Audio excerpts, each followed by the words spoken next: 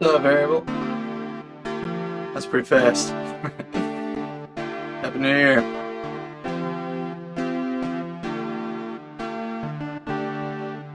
Did you have a good did you have a good New Year's?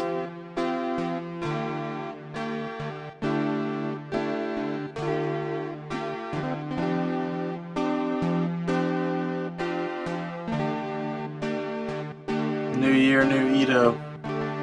Yes, absolutely. It was good. Did birthday stuff with my parents, and yeah, didn't really do much New Year's stuff, honestly.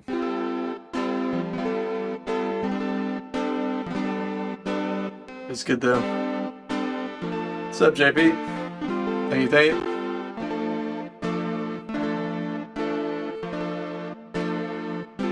Yes, I checked out some of your stream, but not live.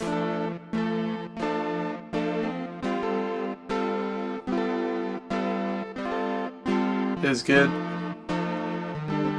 You had a good New Year's, JP? Nice. Did you do anything fun? Yeah, I didn't know you were gonna stream, but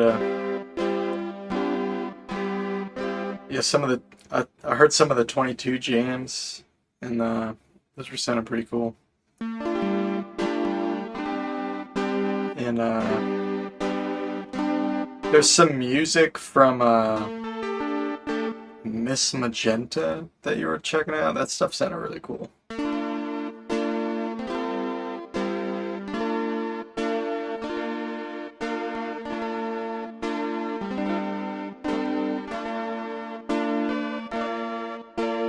No, I didn't get that far.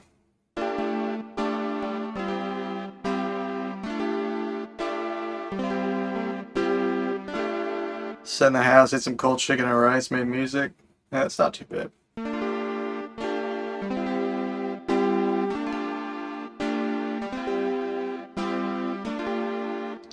Yeah, I never heard of her. But yeah, that stuff sounded cool, that Miss Magenta stuff.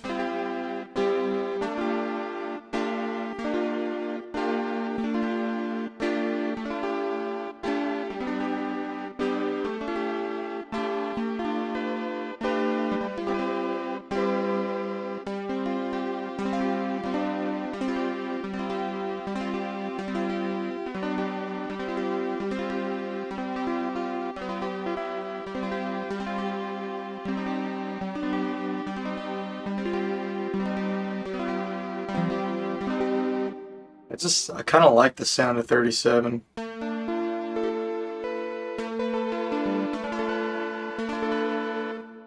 Yeah, if you just add velocity, it'll just make your sound more organic.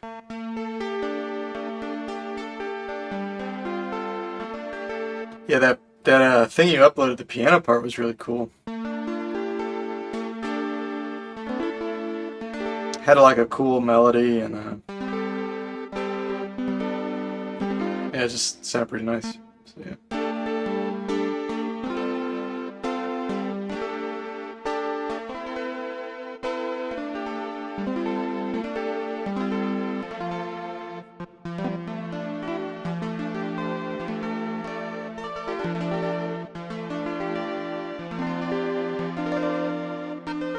She's active on Zendergarden.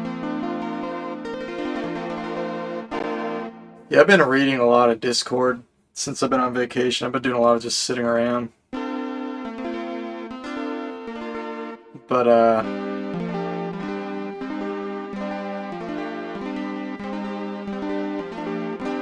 don't know. I did look at some of the Zendergarden stuff, but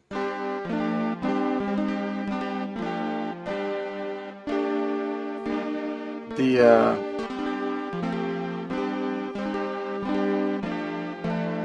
a lot of the Zendergarden stuff is more like just casual, kind of people just having fun and stuff, which obviously is great and fine. But I get sucked into all the theory talk and stuff. There's a little of that on there, but not as much, it seems like. So I get more sucked into the Zen Harmonic Alliance. Yeah, of course you like it. Yeah, you should like it. I'm you know, I'm an old guy compared to y'all. I feel weird even being on the Discord. But how's my birthday? It was good. It's a good birthday. Got some gifts. Got a cake. No, I mean I like Center Garden. I like listening to the podcast and all that. I just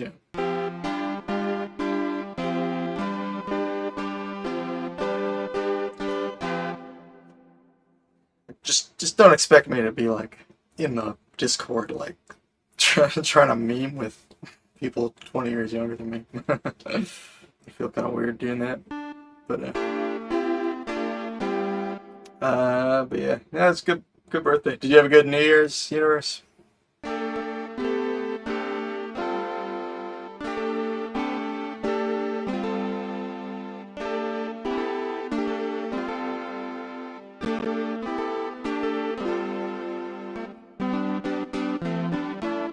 My dad was getting sucked into YouTube, and we were watching like Supertramp and David Bowie and Heart and like a bunch of old bands he's into. It's pretty fun.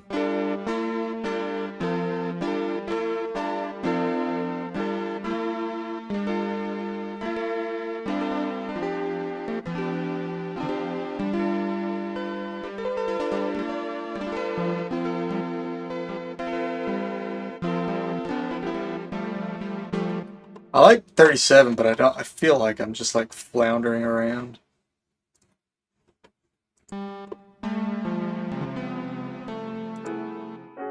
This is from JP. Variable was checking this out earlier.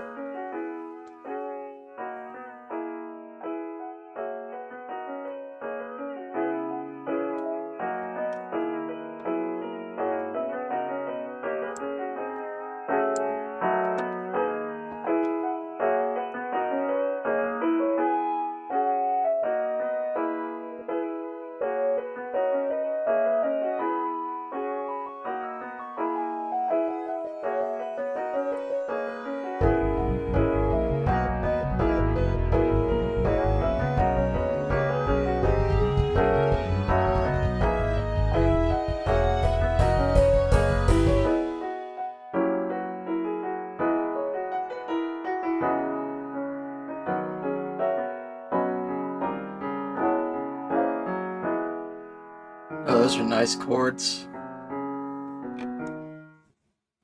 Yeah, the piano sounds really good. I think the piano stuff sounds like it's sounding way better already.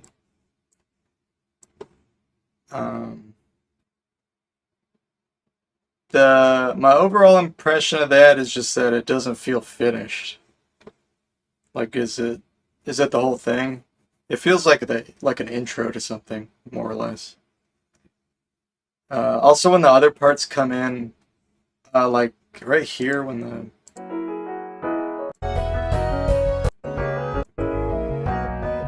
it's nowhere near. Okay, yeah. Well, yeah, I'd finish it first, and then like when the other parts come in, I think they're just overall a little too quiet compared to the piano. Piano is normally mixed kind of as a background instrument, more or less. I mean, obviously it's not, even when it's not a background role, it's often mixed kind of in the back. It's mixed similarly to guitar. It's not usually, I mean, obviously like lead guitar is an exception, or like a synth lead is an exception, but generally speaking, it doesn't have to be like super upfront in your face. So like when the bass comes in and that other melody comes in, like that melody can like get in the front of the piano, and the bass can be way louder.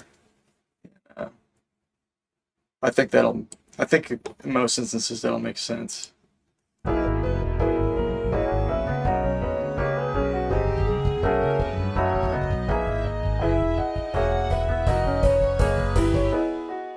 Same thing with the drums.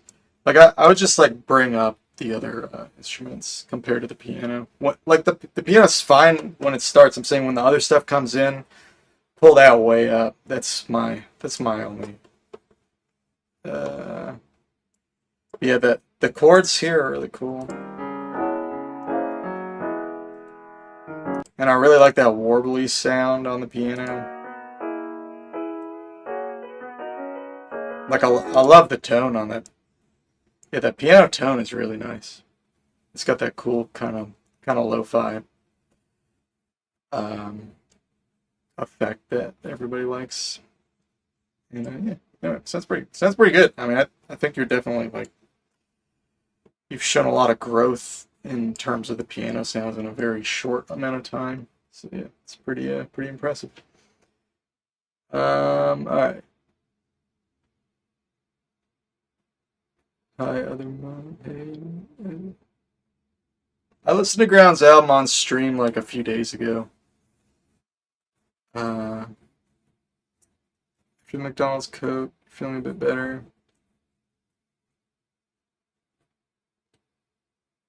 I don't really want to vote for that. I'm honestly kind of against it. I really wanted either Pensland or 37 to win. So if 37's gonna win, I'd rather see that.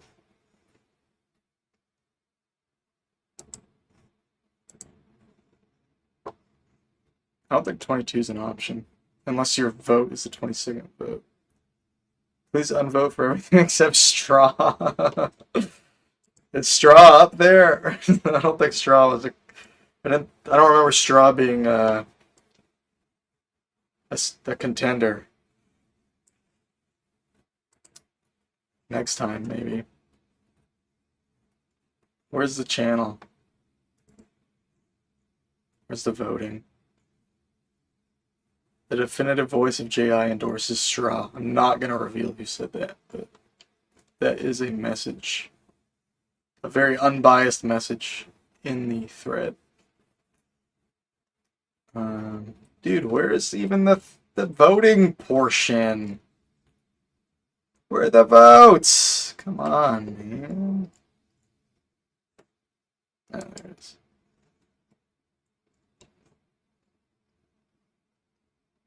Who's winning? 37 is winning. I support that. I want 37 or Pensland to win. Straw is tied. Oh. Straw is tied. I'm okay with that. I didn't think it had that many votes. I gave Straw a vote. So Straw is currently winning. Let's see. Yeah. There you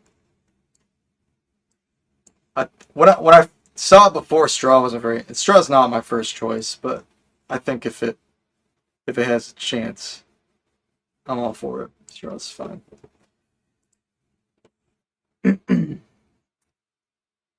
It should have ended already. You tied Straw at 37. Yeah, who knows? Maybe it'll win by. Maybe it already. I don't know how that's gonna work out. The voting ended already.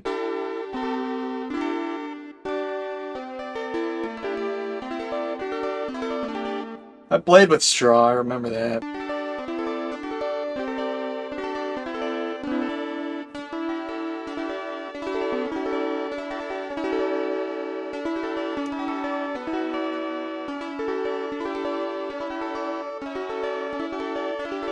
I mean, the thing is, like, Straw and Pensland are like custom kind of scales, so like 37 Ito, it's like people will get around to 37 at some point, you know.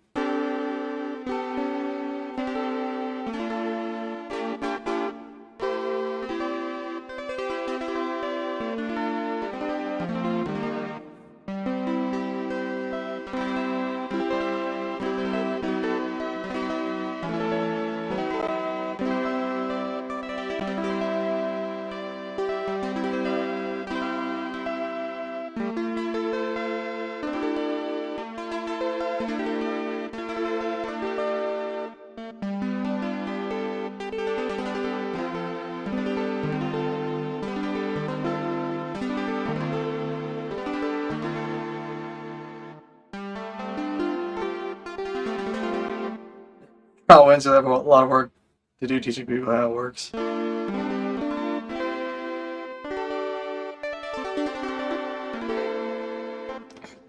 19 has never become tuning of the month, and you don't see it becoming tuning of the month in the foreseeable future. Is there such thing as B flat diminished to minor major 7? I mean, maybe microtonally there's such a thing, but I don't know off the top of my head. But there is a diminished major 7 chord, which is literally just like diminished with a major 7 on top.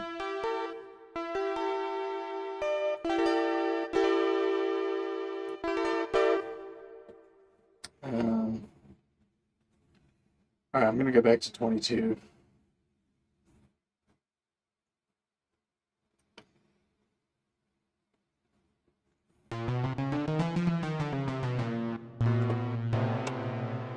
There's been tuning of the month in the Facebook group multiple times. It's definitely been tuning of the month. Honestly, I don't notice as much. I've seen a couple of YouTube videos with like the XA tuning of the month being referenced, but I feel like I see way more stuff for the Facebook group. Like every month there's like quite a bit of stuff being put out for the tuning of the month on Facebook.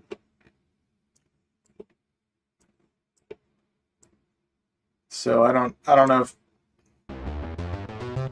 if that's just a reflection of what I'm seeing, you know what I mean?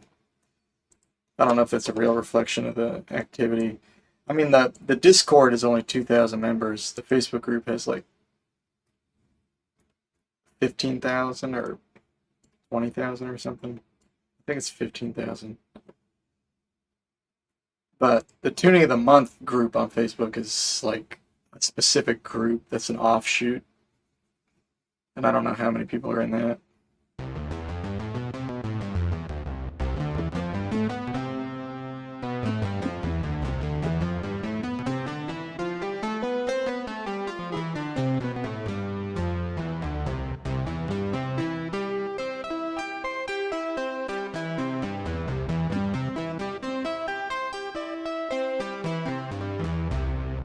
And honestly, like you can see the vote tallies on Facebook, and they're never that. It's not like there's that many people voting on it. There's probably more people in the Discord voting.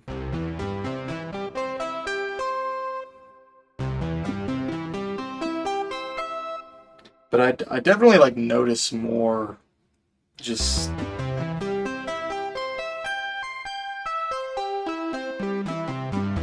more posts about the tuning of the month on Facebook.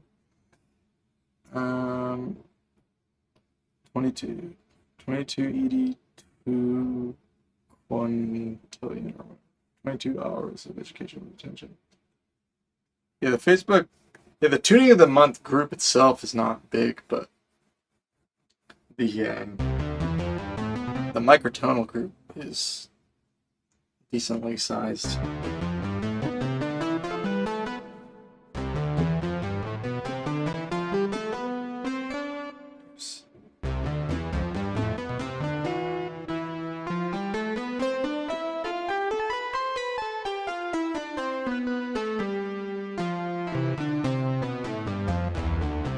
And there's a lot of like cross posting. It might just be like what shows up on my wall is like a cross, like pretty much everyone in the tuning of the month group is on the microtonal group.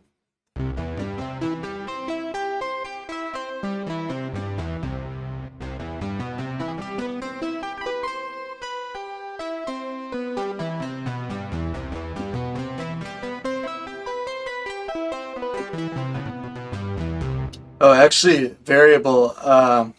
Francois. I can't remember how you say his last name, but the guy who made the microtonal ear trainer made a post recently on Facebook, and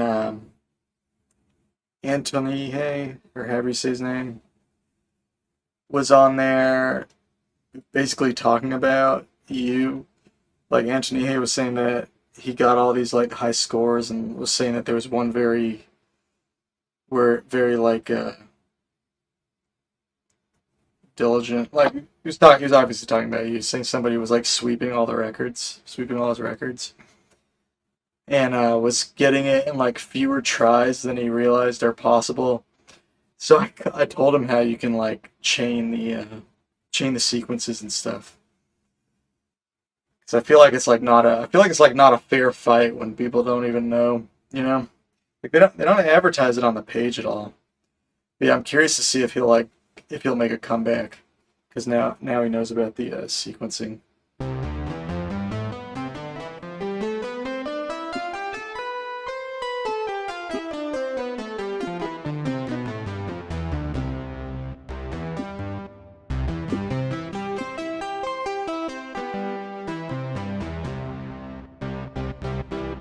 Yeah, that guy, like I've mentioned this before on stream, that Anthony Hay guy, he has some of like the most viral Facebook posts about microtonal stuff. It's about like Middle Eastern music, but it's like very theory dense, and like one of his posts recently got like thousands of shares and like likes and comments. It's kind of nuts. It's like the biggest post on the microtonal group in like a long time.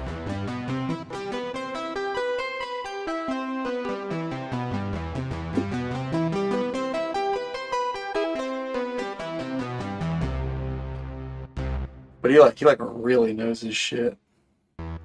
He's like a very scholarly. That guy Antonihe, I told him about the sequencing, like how you can chain the sequences on the ear trainer. He was talking about you variable. He was saying that he had all these high scores and someone like sniped all his high score. He didn't put it like that. I'm putting it like that. And I was like, oh, but he specifically mentioned that this person who took all his high scores was scoring them in fewer tries than he knew were possible. So I explained to him in a reply that you could like you could do the chains and get the multiplier. So I'm saying this to say that you should check back on those scores in a few days to see if he reclaims any of them.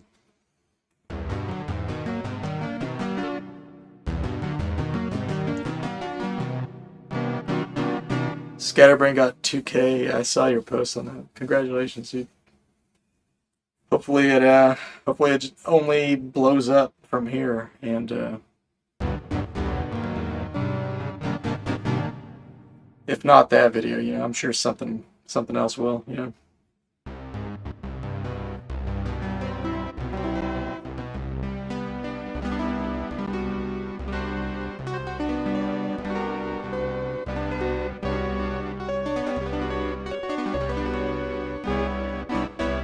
Universe beat you on 19. Oh, that's nuts. That is nuts.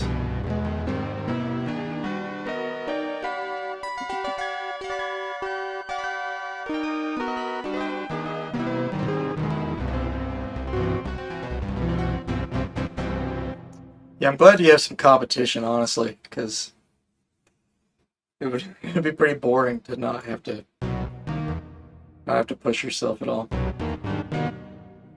But I I'm pretty confident you'll still come out on top in the end. But who knows?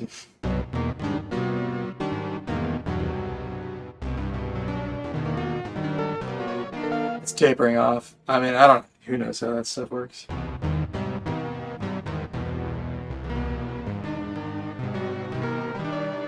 You're doing sequences of 19? Nice.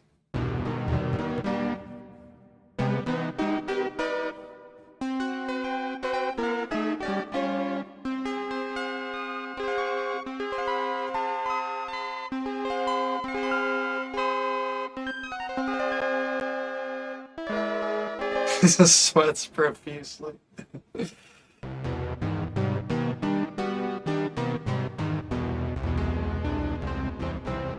To even have like even a chance at being variable is like it's such a like y'all have the most immaculate ears. It's crazy.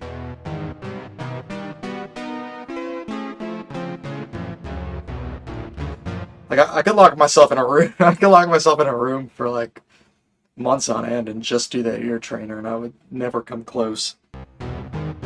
Have no shot.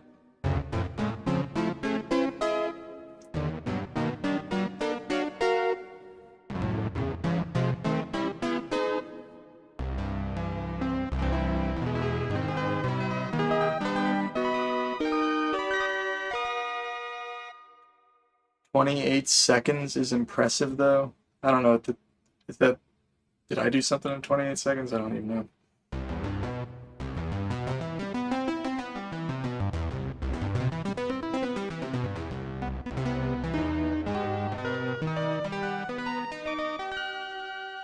Oh, did you lose your top spot? Oh no. Yeah, that is cool though. That is an accomplishment. You try to nominate 19 Ita for February. Hey, why not?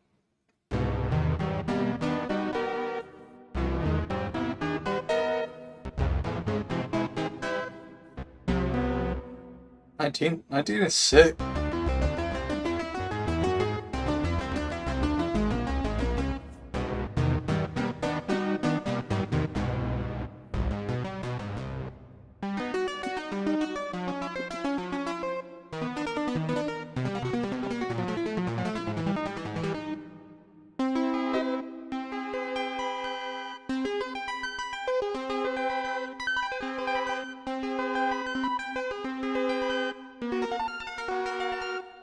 You don't know that it needs to be tuning of the month. It is already like quite popular, so it's like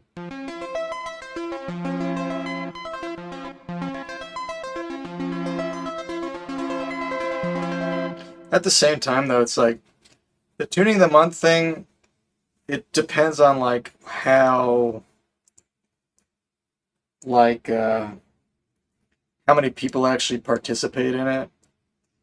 Because like if it has an active participation, then it's like it's still a cool thing just to whether a tuning is popular or not. It's just kind of fun to have everybody engaged who's in like have a bunch of people engaged with the same tuning for a short period. It's kind of like it's just neat to have that like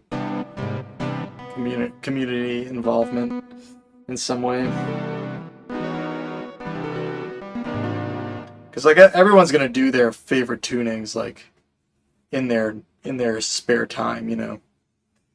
But I do think though like tuning the month could really help to like draw attention to kind of the more obscure stuff like straw and like pen slim. Like it's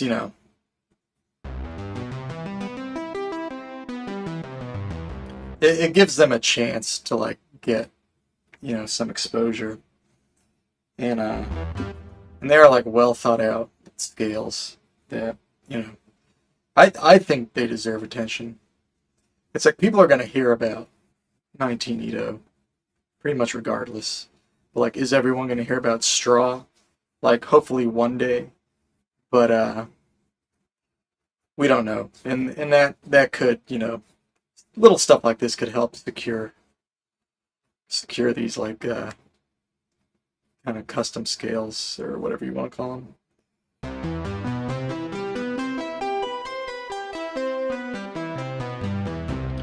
Maybe secure some longevity for them or give them at least a little bit of a chance and some attention. You found your friend sampler? That's awesome. Did uh did she explain her absence? Was it a small thing? Or was she okay? Was she fine? Um Straws manageable. You skipped 80 because it's too big. Yeah, I wouldn't even try 80. It's like, just sounds insane. You've been running into a strange problem in music creation. It feels like there's not enough sound. Interesting. Everything is so expensive. You should get like a Surge if you don't have it already, and get Vital, and just start like making sounds. Just dive deep into sound design.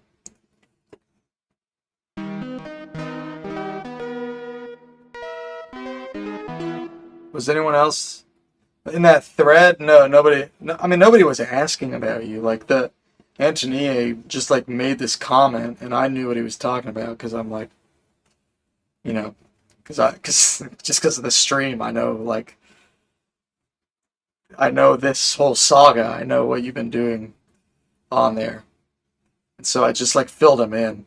Like he and I barely interacted. It was just it's just that the guy who made the ear trainer made a post on Facebook unrelated to this. The post was about like which Itos are the most popular, and yeah, Zendergarden before hours episode 3. Oh, there's a new before hours. Cool.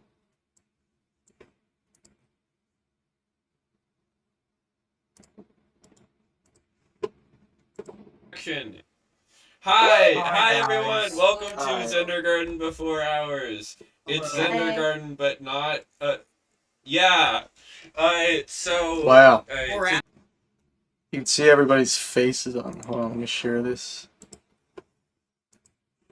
Everybody's on a webcam. Where is this? Where's my screen share window? There it is. There's a new Zendergarden before hours.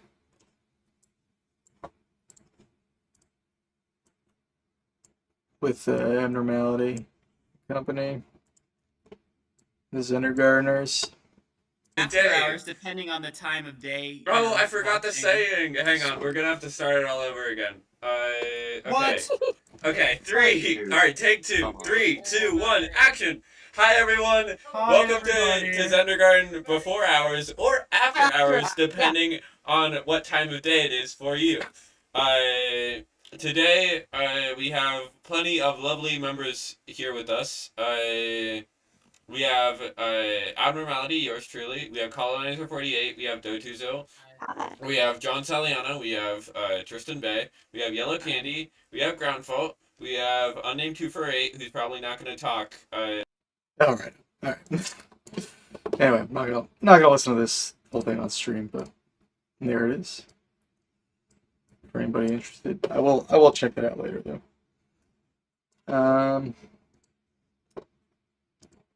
But yeah, you're gonna be in the next one. Oh, that's cool. Oh, you popped in. Oh, no. Oh, you were muted. I see. Okay. This year you will be somewhat supportive. Very nice, Sampler. That's nice to hear. You play Gardic Phone. I don't know what that means, but sounds interesting. I'm assuming I'll find out.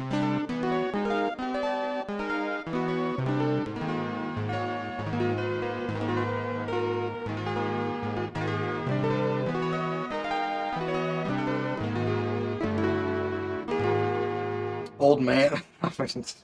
What could I say? Closer than you are, that's for sure.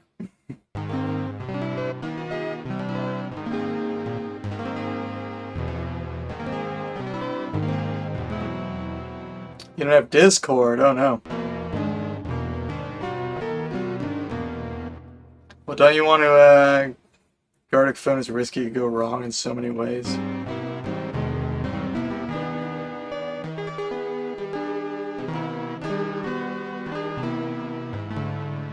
What's up, Romeos?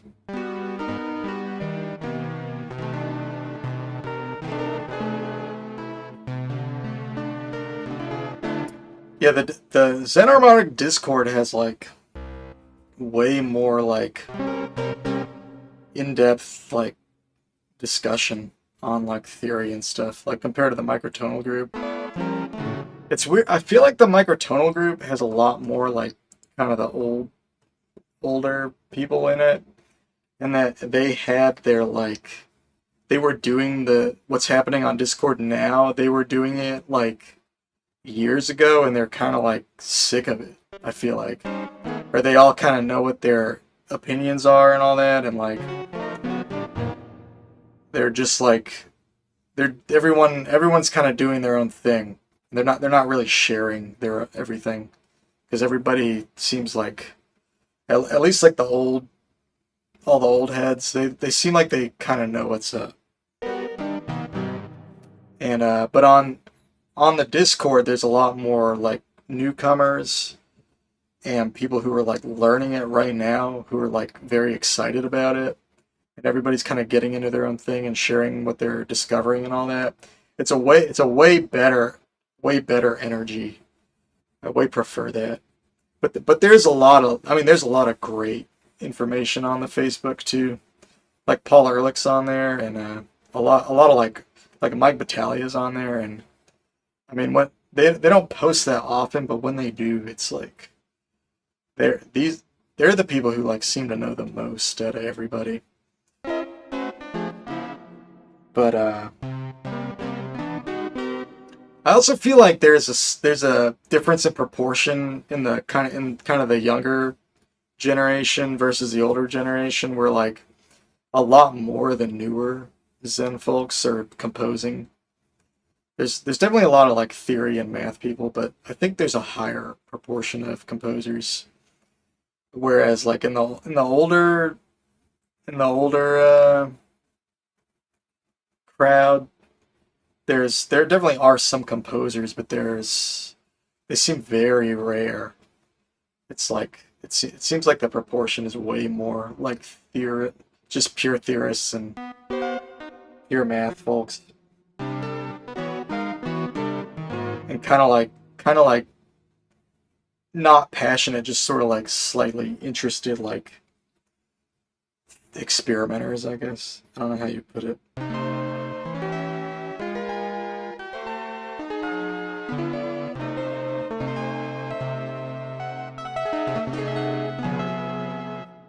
Probably because people are focusing on pop music. I think it's because the barrier to entry to producing music microtonally was just way tougher just 10, 20, 30 years ago. And so like a lot of the people who were interested in it weren't they didn't even necessarily hear a lot of the things they were talking about. They were kind of interested in tuning in a more abstract way. And there were microtonal composers and stuff that a lot of these people talk about and were aware of, like Harry Parch, for instance, and Wendy Carlos and Easley Blackwood and all that. And those people are still legends today, but like I don't know, it's just it was way harder to make microtonal music back then, and to do it in a very like free way where you could just kind of play with whatever tuning you wanted. Like you had to like Harry Parch like built all his own instruments. I mean like I don't have to build an instrument, you know what I mean? It's like just boot up a synth. And you know, a lot of the younger people like know how to produce too. Like everybody's a bedroom producer now. So like they kind of have that basic knowledge. So like for the people who are making music on their computer, which a lot more younger people are doing that compared to older people just in general, because like the DAWs now are way better, the synths now are way better. Like even when I was a kid, like the synths kind of sucked, and like it was a lot harder to get into, and like electronic music was not that appealing. It was definitely a thing. It's been a thing for a long time, since before I was even born, obviously, but like I don't know if that's obvious, but it was a thing before I was even born. But it's like it just gets simpler and simpler to get involved with, and it just sounds better and better. What's up, Plushbox? How you doing? Is it possible to reach a tritive in 22 by stacking 5 major thirds? Do 5 major thirds make a tritive? Isn't that what magic is? I think the answer is yes. Because I'm pretty sure that's what magic is, and magic I'm pretty sure is in porcupine. So, I think the answer is yes. That's my guess.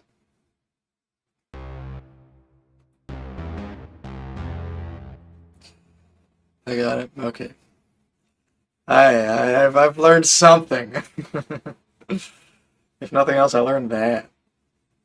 I remember that from way back in the Nautilus days. Magic is not in porcupine; they're different. Isn't there a mode of porcupine that has a magical 7th chord? How'd you notate it? Magic is 192241. Starting on C.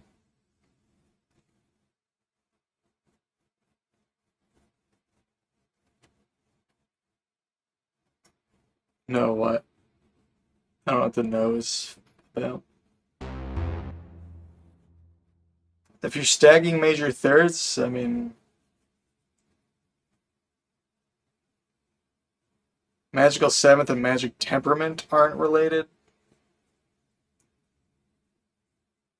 Oh, that makes sense. That makes sense. So, well, which one do either of those relate to porcupine? The magical 7th relates to porcupine, right? That's in the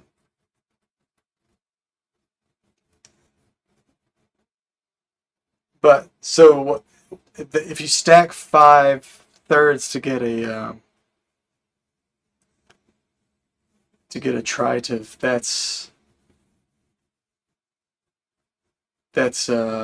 that relates to porcupine, right? Or does that relate to magic?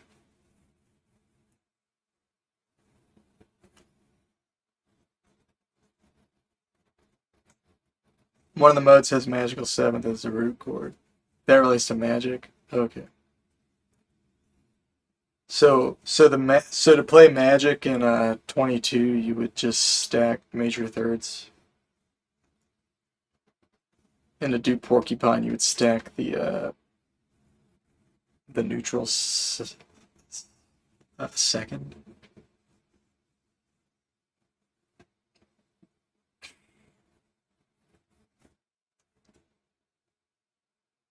Okay. Poop temperament?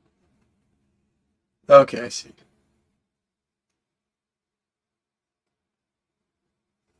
Alright.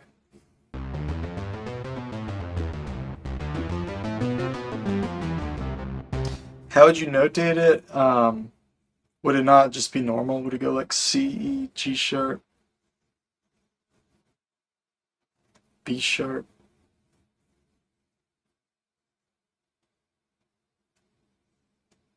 D sharp? No.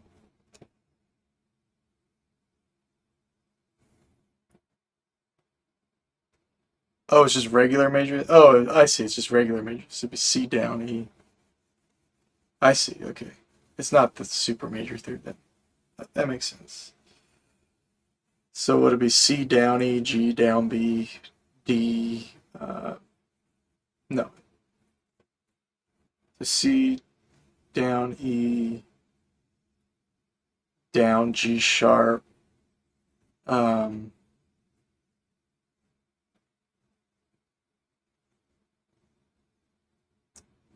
Wait. Down E, down G sharp, then down B. Wait, no. Double down B.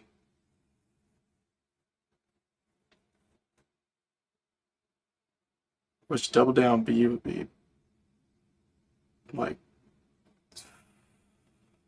what would that be? B flat or something? What?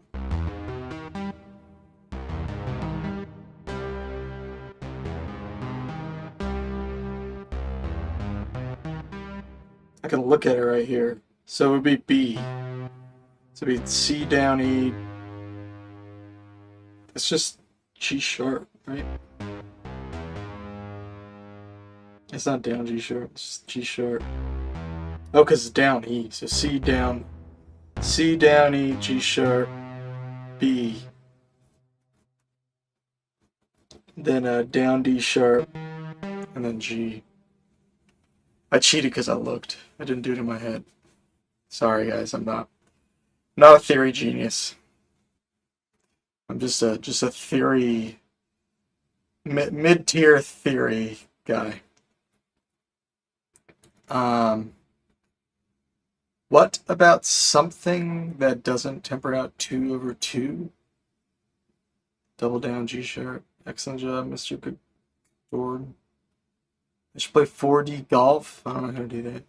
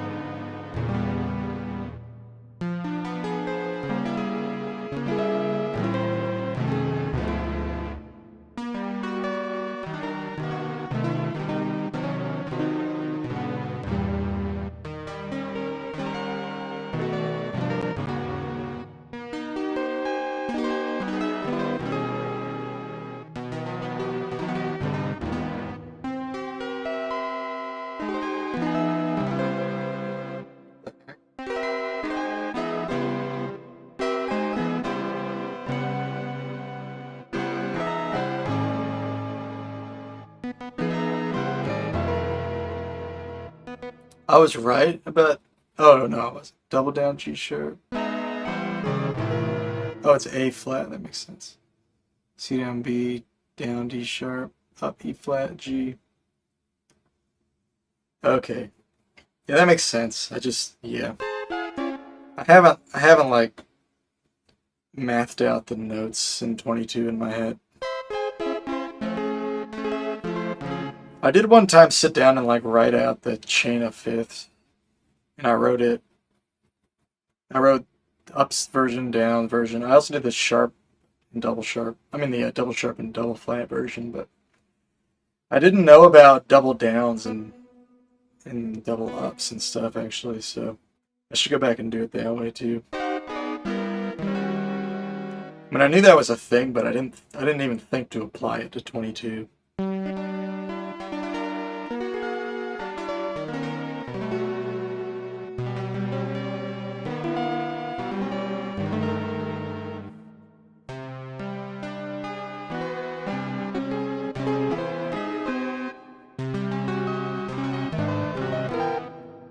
Yeah, Mr. Leaky, Abnormality has a reaction stream listening to Ground Fault's new album.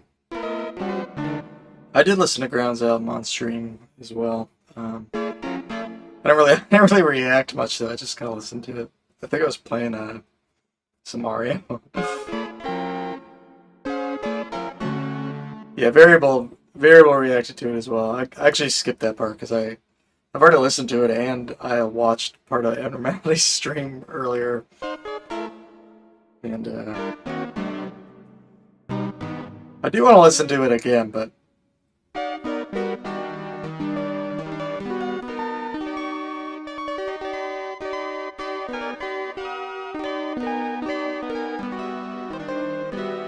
Ground was confused by my I'm surprised you watched it. Maybe I'll listen to it again and I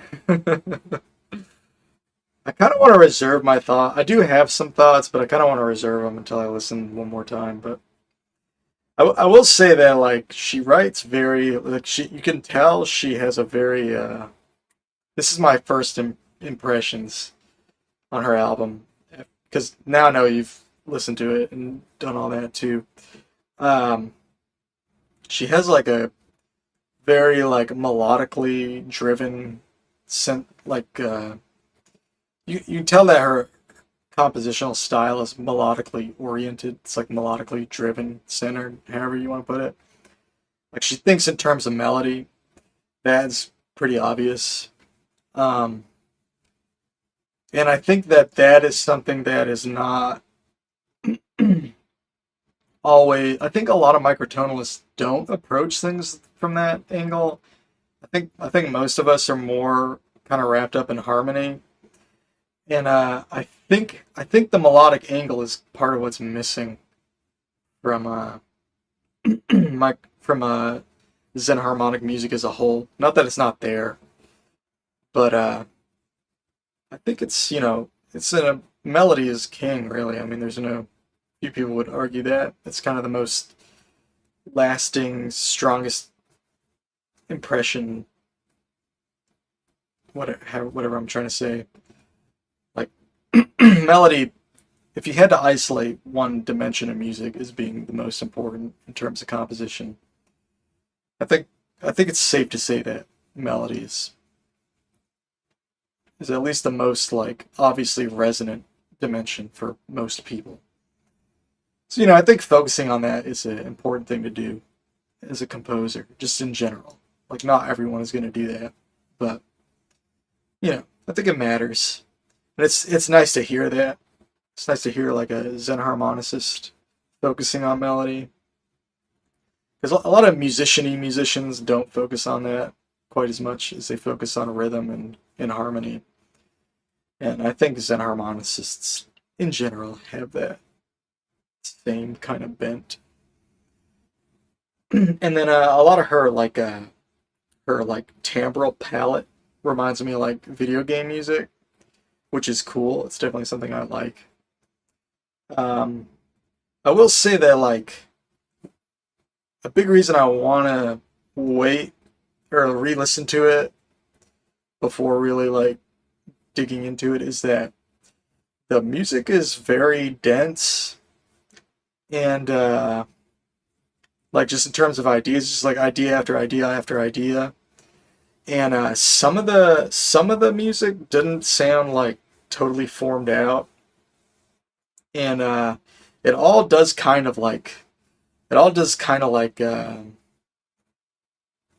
squished together in my head, and that is true for like any like information dense kind of music, like um, any like progressive rock or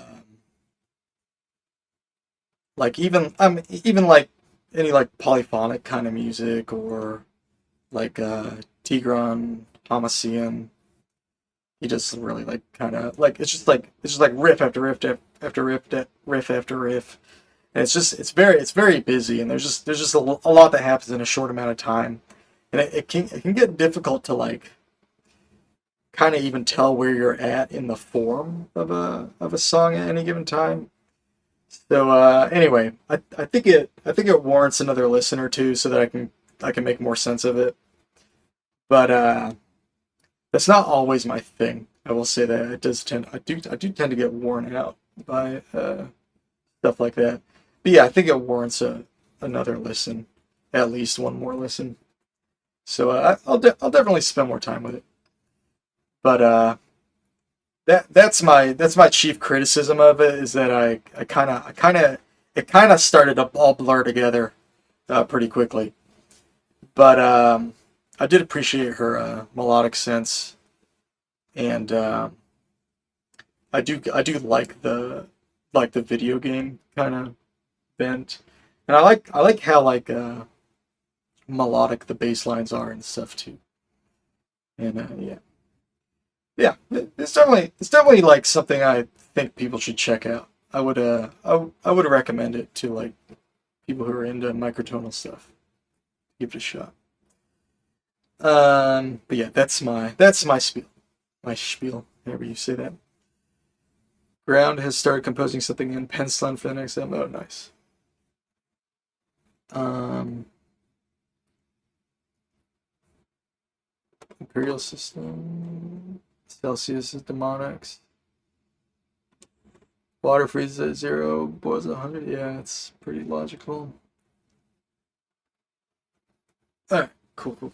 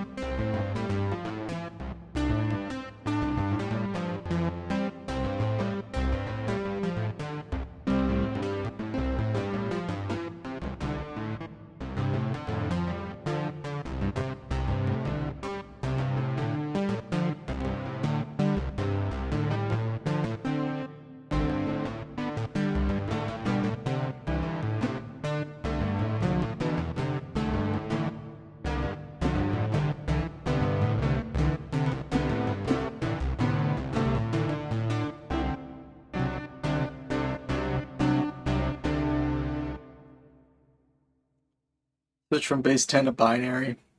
Fahrenheit and Celsius are both useful for incredible purposes. You know, your tablet screen is ripping apart from the main body? What? Terrible.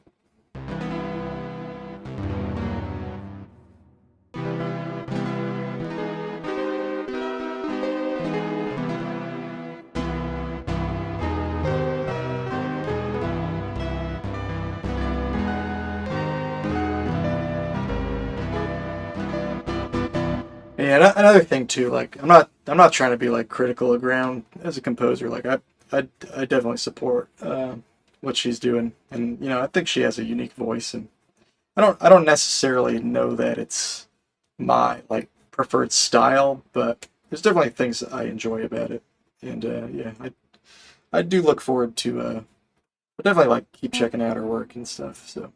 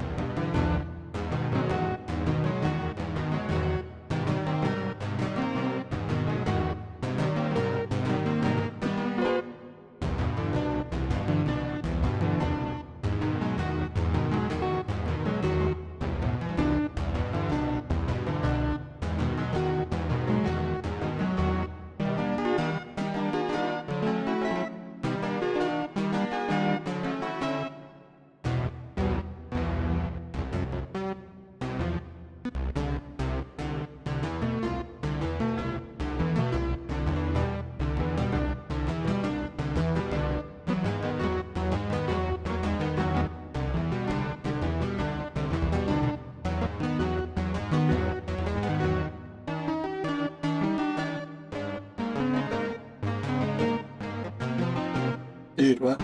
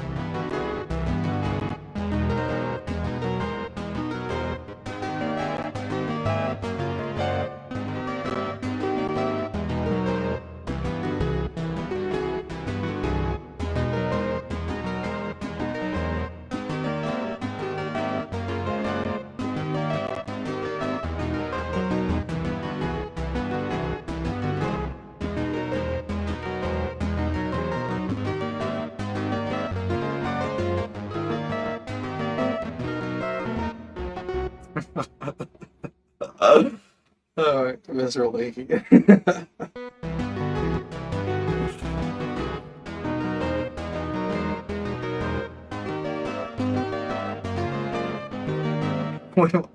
What osmos their enlightenment. That's I love seeing osmos as as a verb.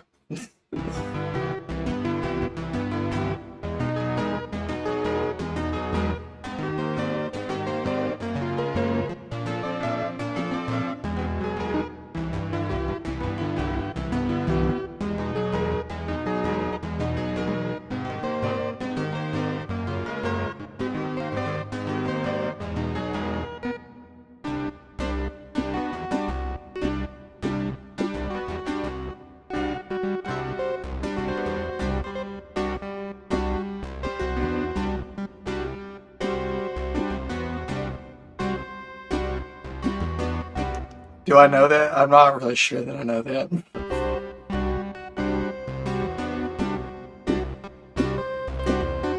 I don't know that I learned that. I mean, it seems like it's maybe infinitesimally smaller than 1, but I don't know. I'm not the math wizard here.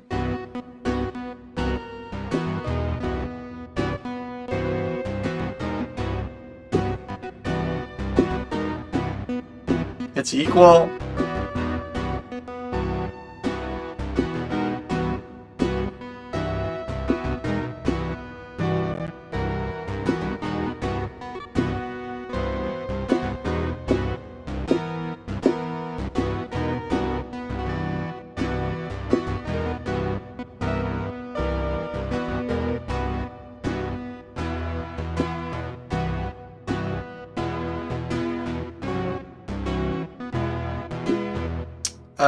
I mean, it's 0.3333333, so I get what you're saying. I mean, I don't know.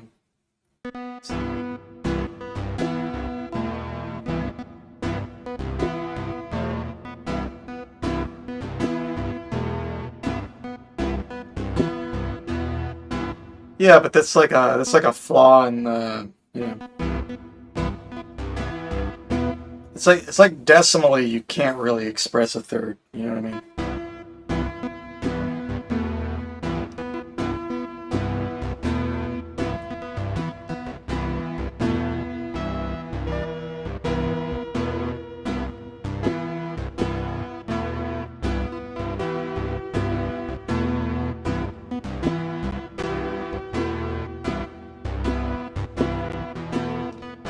Yeah, they infinitely repeat exactly. It's like a limitation of the notation. It's not really like a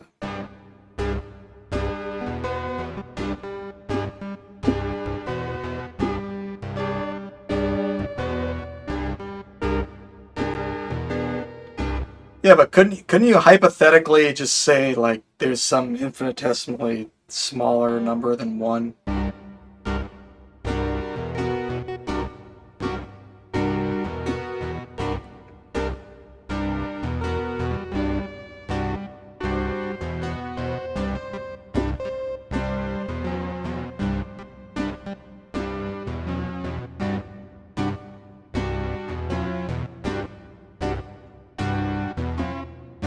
It doesn't exist, but no number actually exists. It's just an abstraction. Like it has nothing to do with the actual quantity. It's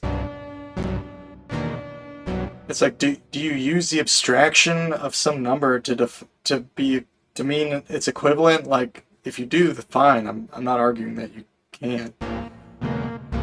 I'm just saying I'm kind of asking more than saying. Like I don't really know. Like I'm sure you guys are right because y'all know math better than I do. I'm not. I know that already. I just like. Could you not just conceive of a number that's infinitesimally smaller than 1? Like literally just like it's indefinably smaller than 1, but it's not 1. It's like the limit as it approaches 1. It never equals 1, but it's like as close as you could possibly be to 1 without being 1. Like that, is that not, could you not also express that with 0.99999, you know what I mean?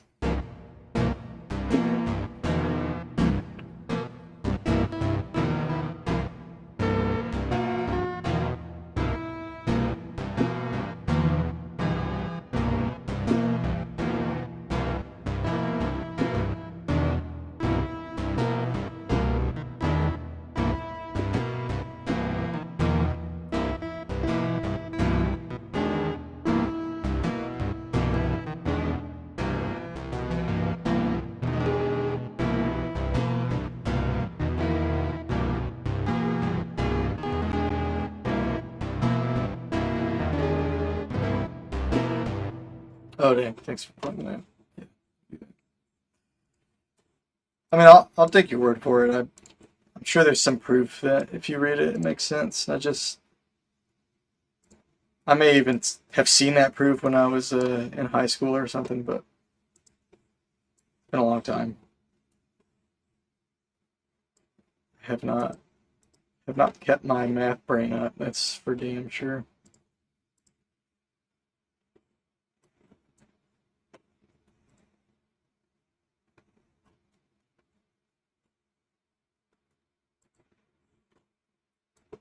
The closest I've come is microtonal music theory, which is still pretty far from doing calculus, you know. I mean, not that what we're saying right now is calculus, but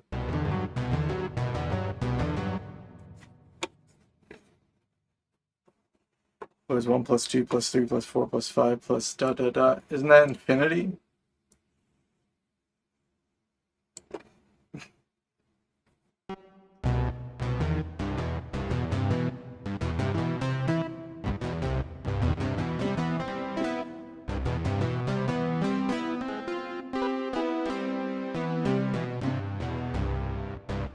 That's not infinity? I don't, what is it?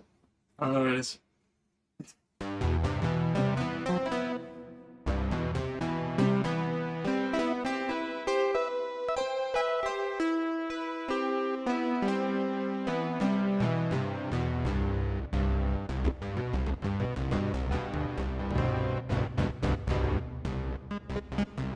Negative 112?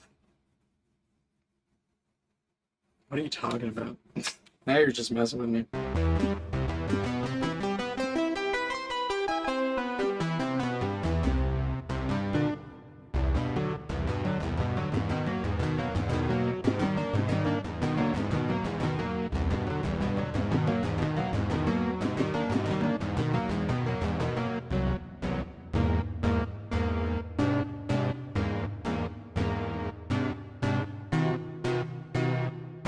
Dude, I don't know what you guys are talking about. It just sounds like that honestly, that sounds like it's like a comical, like it's a proof that's not a real proof. Like they do some division by zero or something to prove it.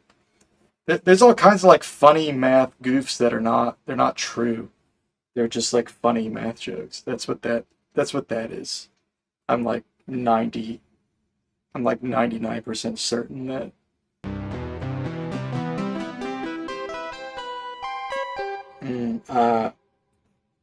I don't know.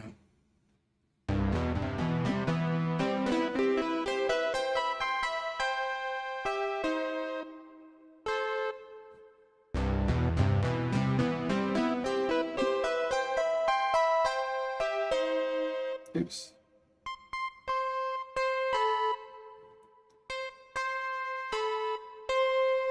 Shit.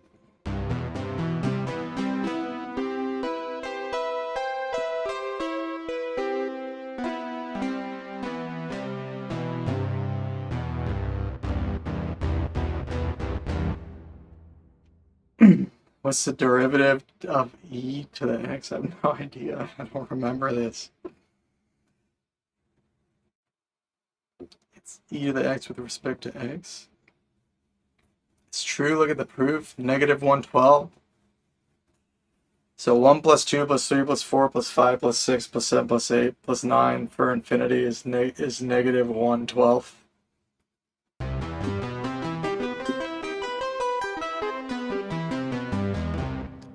Dude, this feels so off topic, but you guys are honestly starting to aggravate me, so let me go look. Is this I'm getting annoyed by what you're saying, like I don't believe it. But, you know, maybe there's some crazy thing that makes it negative 112 that you have to be a math genius to understand. Where's the video? How do I find the video? Nothing's popping up.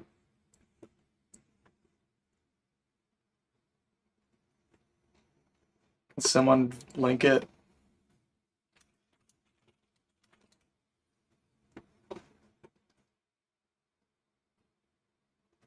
Here, I think I found something right here. The visual proof. Gotta stop doing that.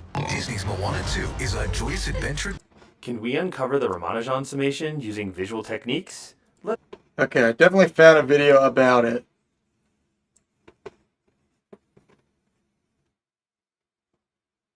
The sum of all positive integers is negative 112.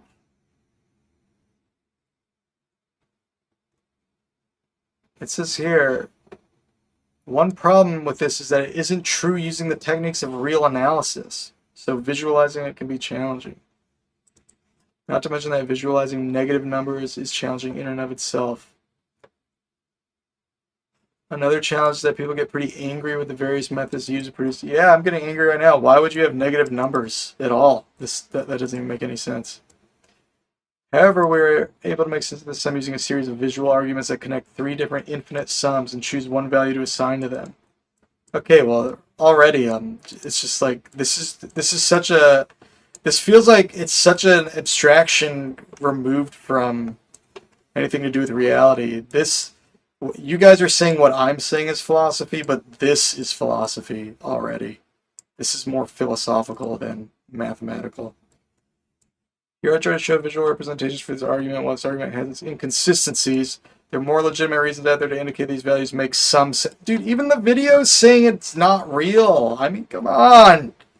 Guys, it's not real. It's just a funny result of a funny head game that you're playing. No, dude, I'm going telling to give you an astounding result. Astounding. Yeah, it's a crazy. You look at it and you see the picture and he explains it. And you're like, whoa, dude! But you have to like completely betray common sense and how numbers actually work. Like out of nowhere, these negative infinities are gonna pop up. So you can be like, well, logically speaking, when you go up to some infinity, you can treat some other infinity as that. You can treat this group of numbers as this infinity, and this group of numbers as this infinity, and they're going to throw in a negative. It's going to make 0. It's just going to be some randomness out of nowhere. I guarantee it. I'm not watching it right now. I'll watch it later. I can't believe it's 7 minutes long. It's 7 minutes long. There's no way it's a real answer. If you sum all the positive numbers, they don't make a negative fraction. I'm sorry. Maybe by some weird logic it does, but not you can add if you add every apple. Like just think of this in terms of apples. You're never gonna have negative apples if you add apples together. Yeah, so to the chat, not me, because I'm going to start arguing with this right away. What is these same numbers arranged in an arbitrary order that's going to create some conditions for some weird head game? This is... it's like... What is this? Oh my god. Should I watch this stupid video? Okay, I'll watch it. Stretching will not make you flexible and I'll it will watch not it. eliminate your I'm recurring so injuries. annoyed right Stretching will relax your I have to I'm watch going this. to give you an astounding result. Astounding. An astounding result. So I'm just going to write down a little sum, and we're just going to see what answer it Hold gives. on, let me share the video. Plus 2, Plus 3, plus 4. plus and I include all the natural numbers, so all the way up to infinity. So annoyed. So what do you reckon the answer to this is, Brady? Well, I would say it would tend towards infinity. Yeah, that makes sense, doesn't it? The answer to this sum is remarkably minus a 12th. It's amazing. I mean, I first saw this result when I started learning a bit of string theory. And what's even more bizarre is that this result is used in many areas of physics. This is a very well-known string theory textbook by Dude. Tim Bolchinski. Dude! String theory is just pure abstraction. It's not even, there's no, guys, don't you know, I mean, string theory is not real physics. It's just pure abstraction. There's no empirical evidence of string theory. It's literally just physicists going crazy in their heads, like going into they're like, oh, look at all these beautiful connections we're making in our own heads that we can't prove because they literally don't have the tools to even prove any of it. I mean, yeah, okay, all right.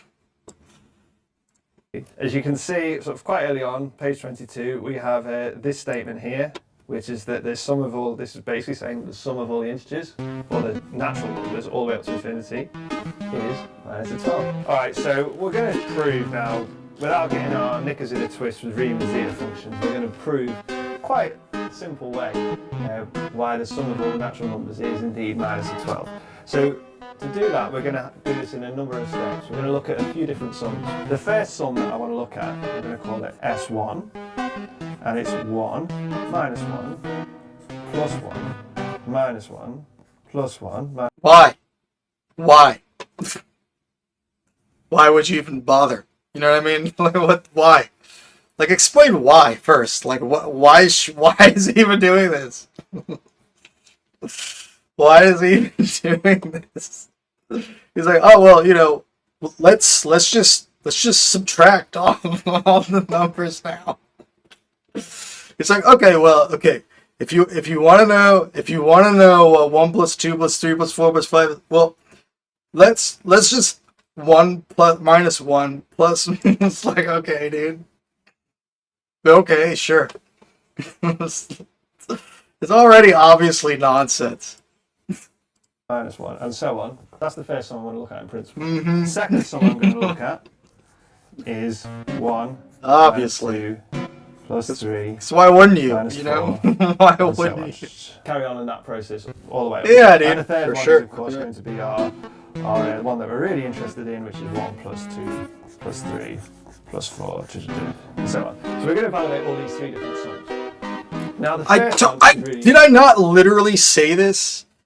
I literally said that they were going to do this. Like, I said they were going to say, look, here's one group of infinity. Here's another random one with negative. Like, I told you, I already know what's coming. This is easy to evaluate. We need to attach a number. Now, clearly, what is the answer to this? Now, what is this? You stop this at any point. Okay, if you stop it at an odd point, you're going to get the answer 1. Thank you. That's enough. That's enough. I get it already. Very, very, very cool, guys. You sure showed me. You're right. Y'all know. You guys know this stuff way better than I do. I'll give you that. You know you get it better than I do. I'm just philosophizing over here. But no, yes, absolutely. Beautiful, mind-blowing information. Thank you.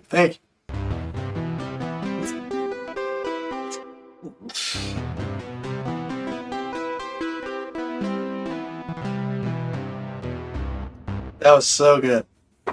Yeah. You want to see more of that? Come on. You really want? Are we really going down this road? I don't want to watch that. I'm never gonna get those 7 minutes back.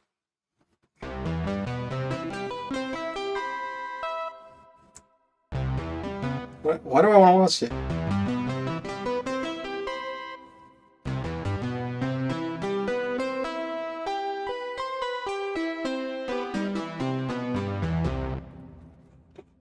Oh my god. Okay, I'll just do it just so my BS detection skills become enhanced. This is just... It's annoying because people are taking this seriously. That's what's annoying about it.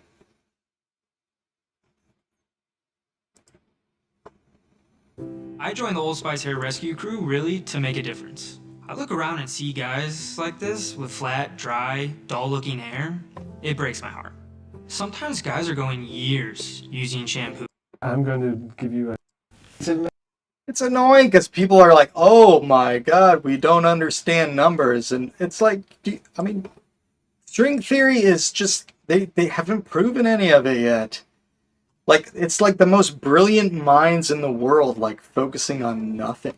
Just focusing on what's in their head. Like, you have to get, like, I'm not saying it's not gonna go anywhere. I'm not saying it's never gonna be proven in any real sense. Like, some of the stuff will be, I'm sure, but, like, we don't know yet. And it's like, it's literally just, like, the greatest minds in the world, like, just wasting their time doing mental gymnastics with each other. And they're like, oh, it's so beautiful. They don't realize they're just, like, describing the inside of each other's heads.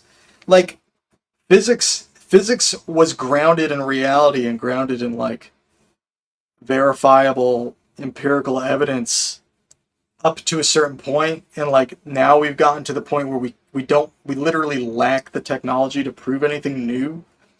And so like the only thing left to do in physics now is not even theoretical physics. It's literally just like engineering. And so all these great minds that should be these amazing physicists, these Einsteins and Richard Feynmans of tomorrow, they're just like, they have nothing to do, so they're just making shit up, and it's sad because they can't prove anything. They all need to get into tech and like produce the technology that's actually going to prove some of this stuff. It's just kind of sad because there's nothing to do theoretically anymore, and like they just obsess over this stuff and they think it's so beautiful, but we don't really know what any of it means because it's no longer grounded in reality. Amazing. I mean, I've heard the sum of all the natural numbers is indeed minus 12. So to do that, we're going to do this in a number of steps. We're going to look at a few different sums. The first sum that I want to look at. Maybe that's music as well. Oh, here's the big difference, Mr. Leakey, is in music, that's all that's necessary. Because music is about having an experience. Like, if you could give someone the experience of, like, coming up with string theory and in an album, that would be a beautiful experience everyone would enjoy having. Like, feeling, like, that enlightened and, like, the beauty of the math and all that. And it's a beautiful, wonderful experience, I'm sure. And if you could somehow sell it, like, then great. But, like, it's not... There's a difference between that and science. Like, that's a huge thing that separates art and science, is that art doesn't have to make sense. It doesn't have to matter. It's about having an experience. It's not about describing the world. It's literally just about relaying experiences and creating experiences. And like that's where this becomes sad to me, is that scientists are just obsessing over their experiences and are not necessarily describing... I mean, maybe they are describing reality. I don't actually know. Maybe it's all correct, but we just don't know. As a whole, we just don't know. Okay, I'm going to call it S1, and it's 1 minus, I want to look at it in principle, minus 4, and so on. Just carry on in that process all the way up. And the third one is, of course, going to be our one that we're really interested in, which is 1 plus 2 plus 3 plus 4, and so on. So we're going to evaluate all these three different sums. Dude, now it's not the same as imaginary numbers, for real. It's not what I'm saying. What is the answer to this? Now imaginary numbers have application. This is different. Okay, if you stop it at an odd point, you're going to get the answer 1. If you stop it at an even point, you'll get the answer 0. Clearly, that's obvious, right? So what number are we going to attach to this infinite sum? Do we stop at an odd or an even point? Well, we don't know. So we take the average of the two. Not the same. So the answer's a half. There are other ways to prove that this sum is a half, by the way, which it's we can do if you want. But No, there'll be a link.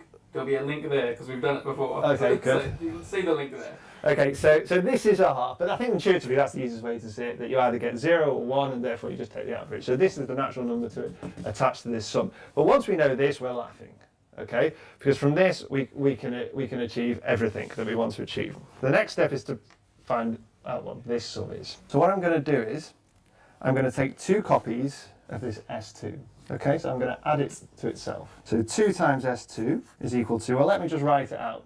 So I'm going to write it out twice. 1 minus 2 plus 3 minus 4, so on. And then I'm going to add to it itself, but I'm going to shift it along a little bit. So that's plus 1. Yeah, I agree, Mr. Loopy. Yeah. Plus 3 minus 4, and so on. Okay, I've just taken 2 copies and added them together. But I've done it in a particularly nice way. And I just push this one along slightly on the bottom. So now you see what you get. You take this one and this and this, and I get 1. So 1 plus nothing is 1. Minus 2 plus 1 is minus 1. 3 minus 2 is 1. Minus 4 plus 3 is minus 1. And so on. And I'm going to keep getting this pattern. So hang on a minute, I've just got back to some that I started with, which I know the answer to. So, half. Okay? So therefore I know this sum. So I just divide through by this 2 and I get a quarter. So now I know that this sum, this second sum with somewhere the signs alternate, is actually equal to a quarter. So this is my second remarkable result. Now I have everything I need to prove this crazy minus a 12 thing, right? Okay, so let's do it. I'm going to take this one, and I'm going to subtract this one. Okay, so I'm going to subtract S2 from S. Let's write them out. Okay, so I'm going to write out S first, which is 1 plus 2 plus 3 plus 4 plus 5 and so on. Okay, and I'm going to subtract S2. So that's minus. Okay, let me just put a bracket now because I'm going to minus all of this. 1 minus 2 plus 3 minus 4 and so on. Okay? Okay, 1 minus 1, what's that? 0. 0, yeah, exactly. So I get nothing from that bit. 2 minus minus 2 is 4. Okay, 3 minus 3, 0. 4 minus minus 4 is 8. And so on. And the next one, I'm going to get from the 5s, I get nothing. From the 6s, I get 12, and so on.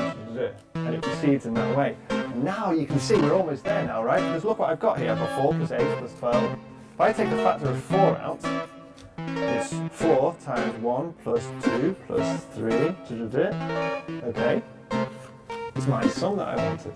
So now I've got a formula for my, so this is just 4 times S, which is my sum. So now I just solve this equation, right? Because I know what S2 is. So I have now the expression S minus, because I know what S2 is, S2 is a quarter, is equal to 4S. Okay, I take S from either side, so I get minus a quarter is equal to 3S, which implies that S equals minus a 12. So now do you believe me? That's amazing, I love it. It's amazing.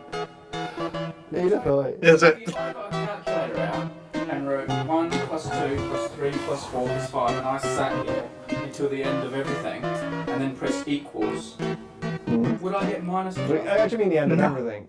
Yeah, obviously You can't not. do it to the end of everything, can you? So, see, the point is, I know this looks like a bit of a mathematical hocus pocus sort of thing, but actually, in truth, it's not. And I'll tell you why we know it's not.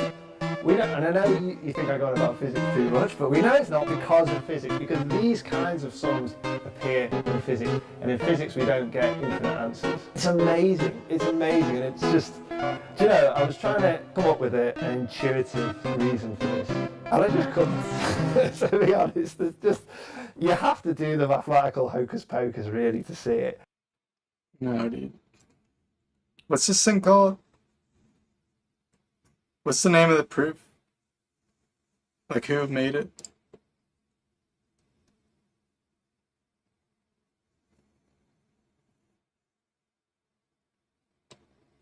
So, Ramanujan.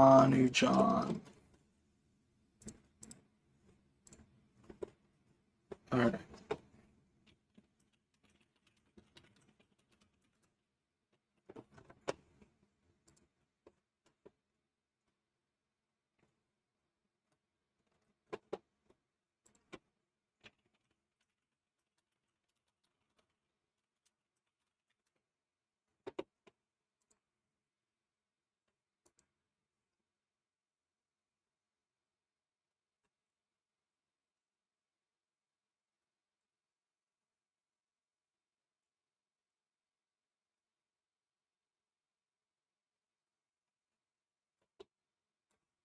Called the Ramanujan summation.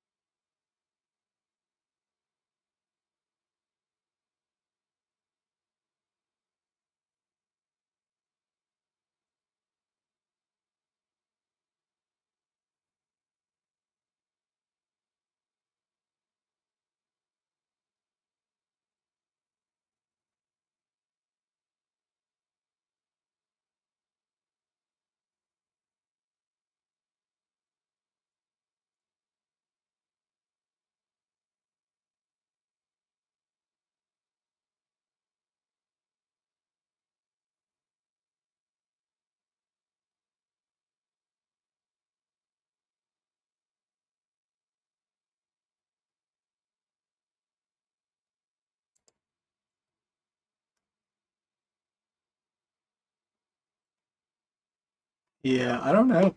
I mean, it's just it does it's seems pretty clear that like mathematicians kind of like it, but as far as like is this actually true, it seems like it's just not. I mean, it just seems like it's not. I mean, it's pretty obvious that it isn't true.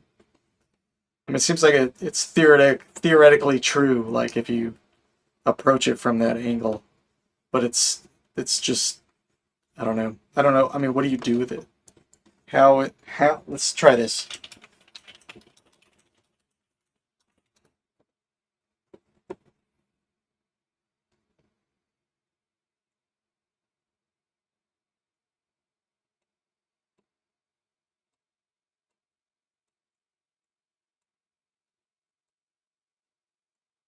Like how yeah, what like this? What?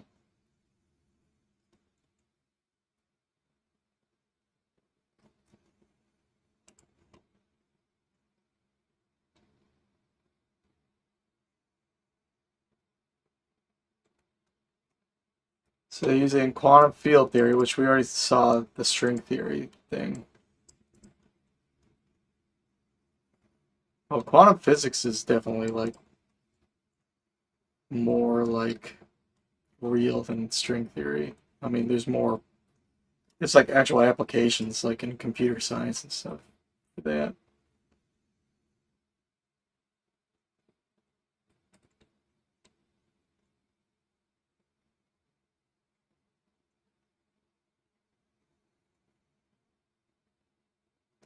Overall, while Ramanujan's summation is a mathematical abstraction, its application in these fields highlights its importance in addressing complex problems involving divergent series.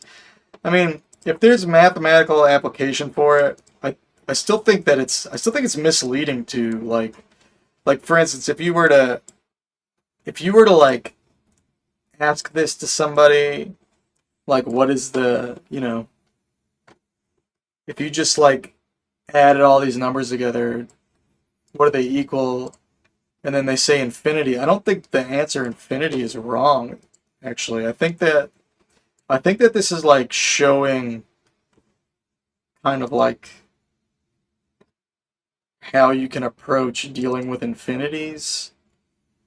And it does seem to actually have some application. They're not very specific here. It's very vague, but I'll give it the benefit of the doubt and say that someone somewhere is actually using this to do something, and it works out fine. Like because you can't really like add and subtract infinities, you can add and subtract these different infinities to come up with real. Like it's still fine. Like it works. So I guess it's true in a weird way. So I'll just give it the benefit of the doubt and say it is true, but it's also true that 1 plus 2 plus 3 plus 4 plus 5 plus 6 plus 7, etc. That also equals infinity. I mean, that's also true. I think that's obvious. And like to say that that's not obvious, or to think that that's somehow like a silly assumption, that would be going too far. So yeah. So yeah, if you approach the problem in that way, where you break down this infinite series into smaller infinite series that follow certain conditions, you can add and subtract. Like you can make sense of those infinite sets using like infinite subsets. Like you can do math with infinite series using other infinite series, and it still works out.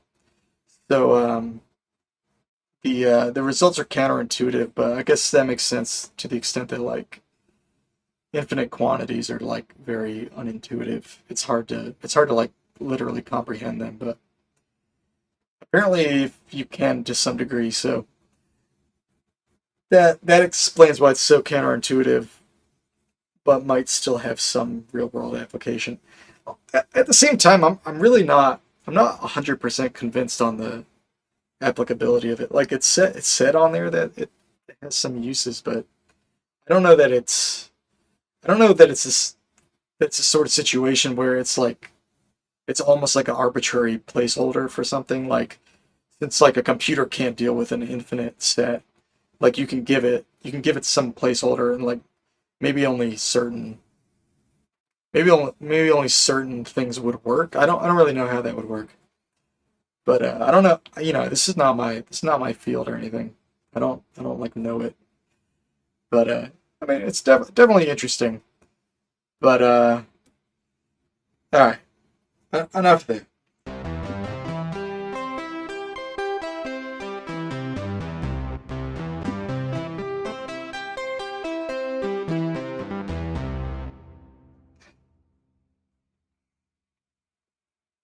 It's just not honest to use the equal sign there. That's kind of it. Yeah, exactly. I think that's you kind of hit the nail on the head there. It's like if there's a symbol for like can equal or like under a certain circumstance of logic, like according to a certain approach, it's like equals this and equals that. You know what I mean? It's like but I don't know. And I don't know if this is. I'd be surprised if this is being used in microtonal theory, but who knows? I don't know what's going on.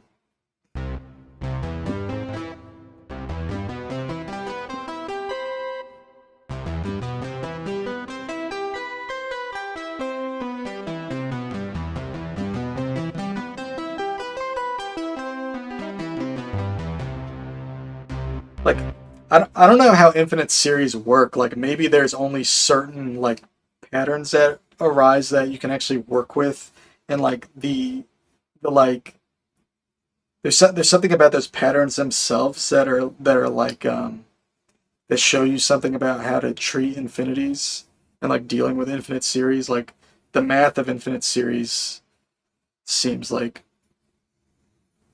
pretty counterintuitive until you like learn about it, I guess. Or maybe it always is counterintuitive, even if you learn about it. But maybe there's like ways. I mean, obviously there's, I guess, ways to make sense of it. But all right. But you know, obviously I don't know anything. I'm just some asshole. But it's counterintuitive, even if you learn it. There you go. From the man himself. So there you go.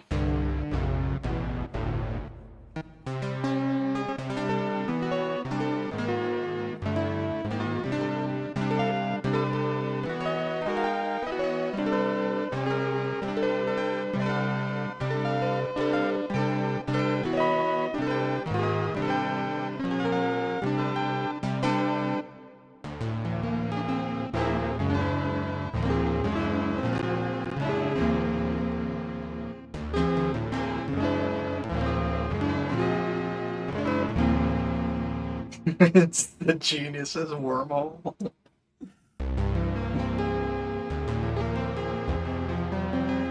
I know if we hadn't explored the tangent, we would have been sucked into infinity. Actually, we would have been sucked into -1/12, which would be way worse. I would much rather get sucked into infinity.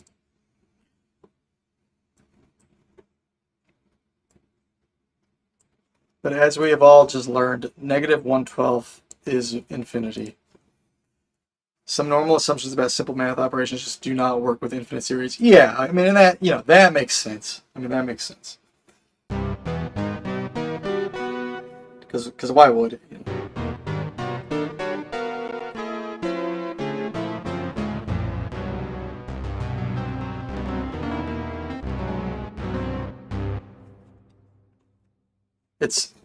It like gets to this point where it's like it's hard to tell if you're playing with the logic or if you're like uncovering something about the universe. Like I think math gets to that point, and like physics kind of describes that intersection, but like sometimes like the realm of pure abstraction is still really useful, and like you can still solve problems with it, obviously, and I think it can get confusing, for even even for the most intelligent people.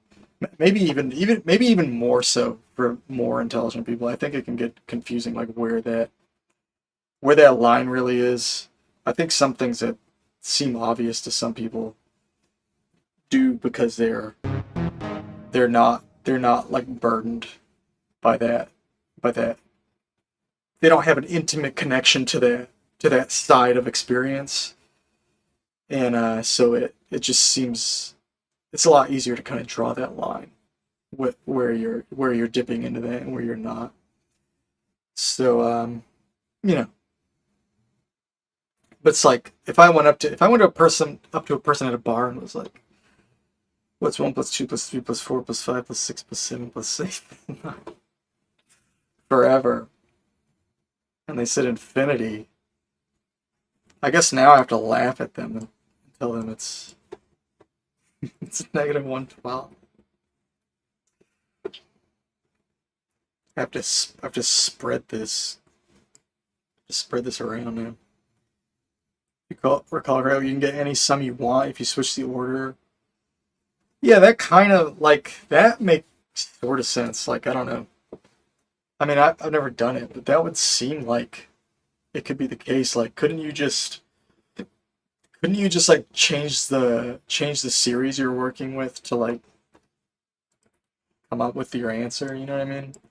Like, is there a similar summation proof that like shows that you can replace negative 112 with another number? I mean, I don't know. Like, maybe if it has to be negative 112, I think it's a lot more compelling.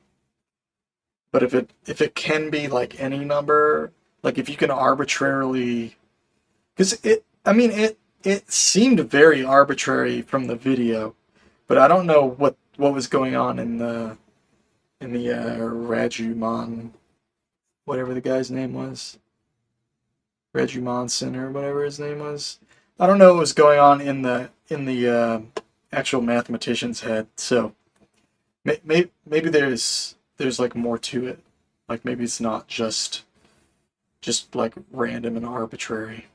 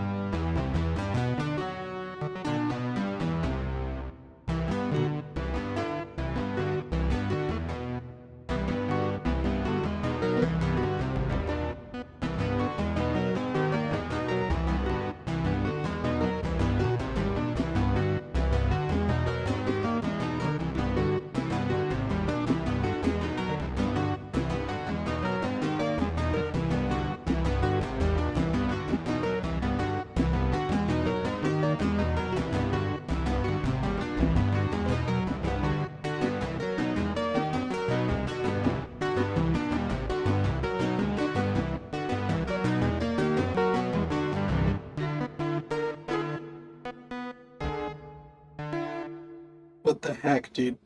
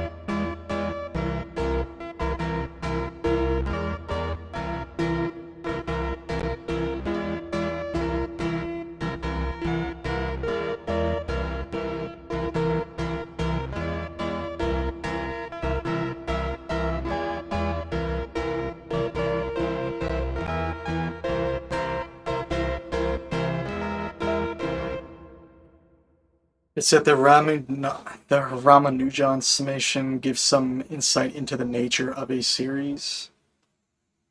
Yeah, okay. I don't know.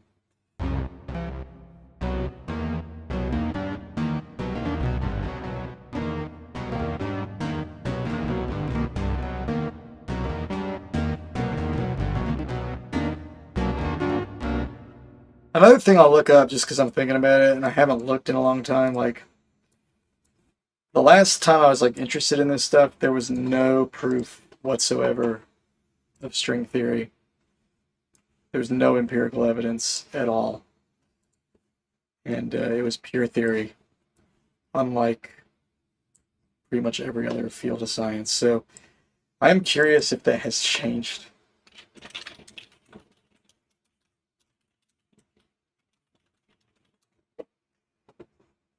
It says right here, no, there's no direct experimental proof of string theory. I mean, that's AI. This is space.com. So it seems like no. And the thing is, it's not that we know how to test it. It's just we can't test it. We literally lack the technology. Like most of the ideas for tests involve like particle accelerators that would like have to be the size of our galaxy to prove. And obviously we're not going to build a particle accelerator that large. That's not to say that there's not some other way, but like if you ever see someone go, oh well, that's used in string theory, like it's not that doesn't prove anything. It just proves that people are, yeah, it is philosophy. It's literally, well, until proven otherwise. Like it might not, it's possible it's not. It's possible it's real. It's definitely possible, but we have no proof is the thing. So, unlike with the whole history of science where like we, devise experiments, like prove it as soon as you can, like we literally like can't. We just are not in a situation where it's possible at the moment.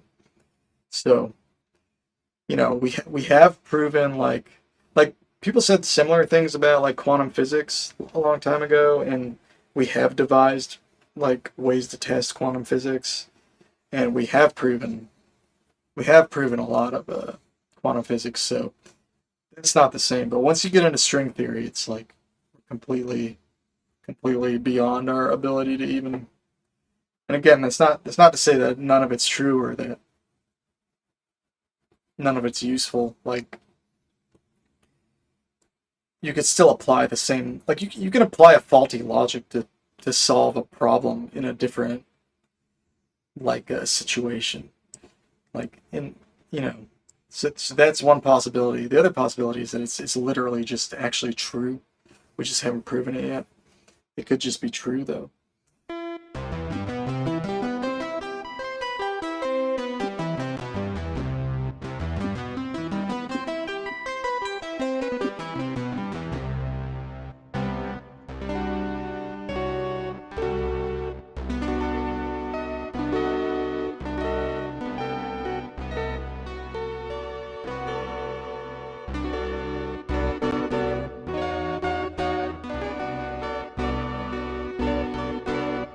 Some philosophies are that possibly. I don't have a problem with philosophy. It's just when you call it what it is, it's one thing. Like I like philosophy. I like pointless abstraction. I do way more of that than I do any like real rigorous thought of any kind.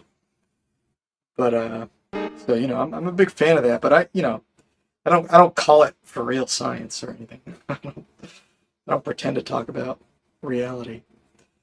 Hey Synchrotron, what's up?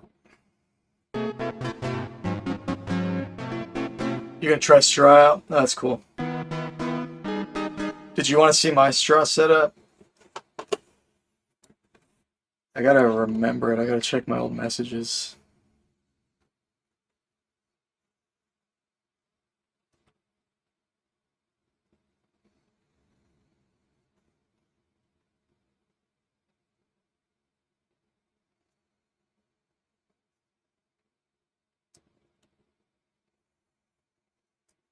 I don't know what.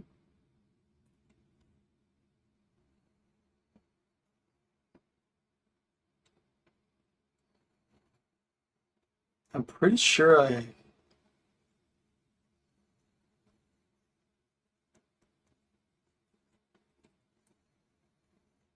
Wait, did I not try straw?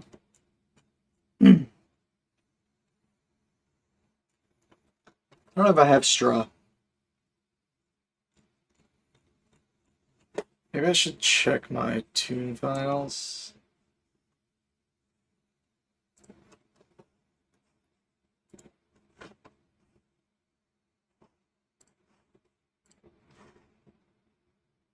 Dude.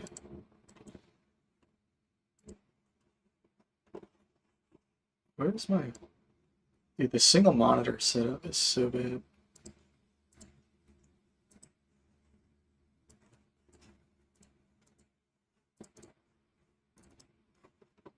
I gotta take a break in a second. Just need to stand up.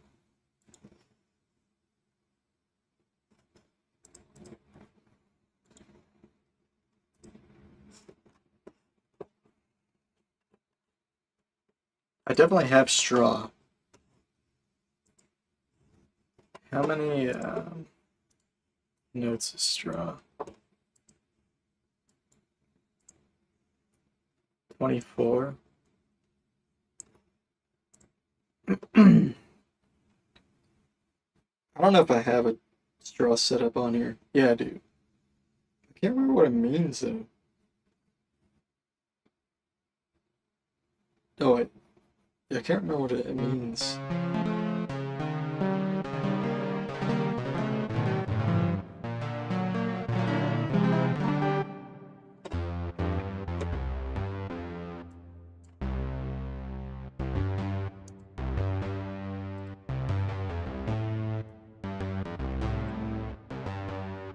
Hold on, let me share this.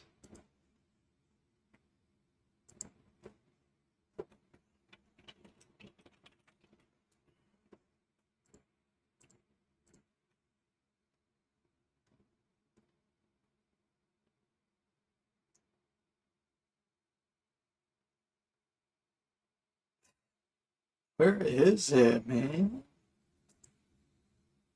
No.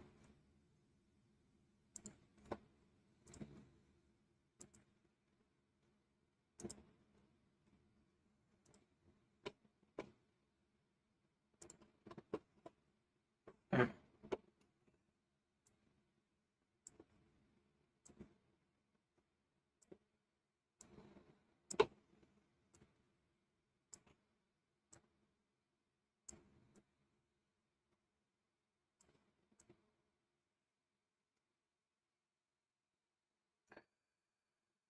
I guess I don't need this whole like thing here.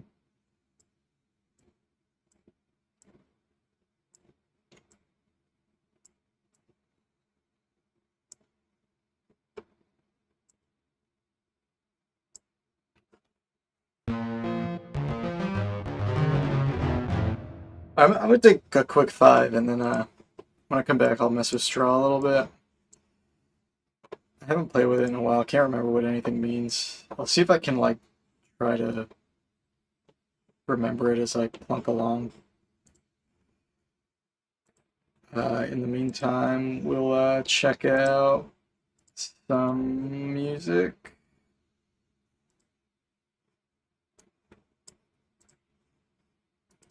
Oops.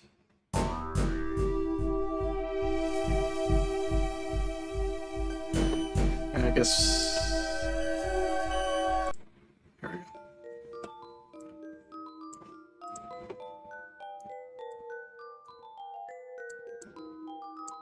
I'll be back in a couple minutes. Just need to stretch my legs for a second.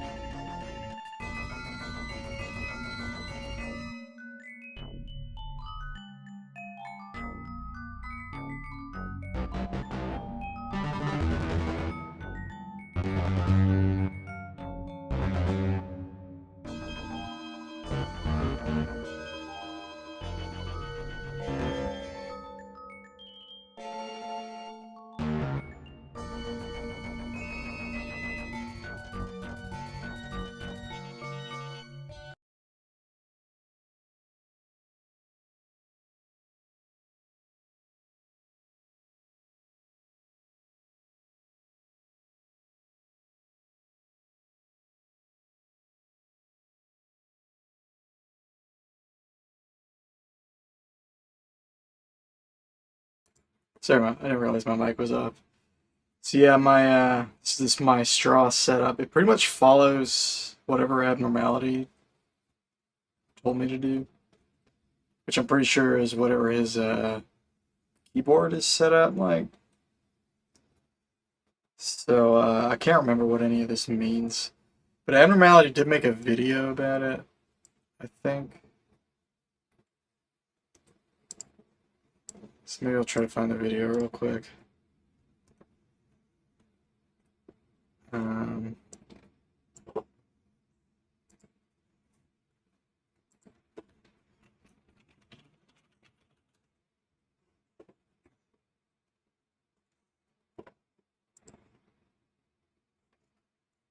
Sure.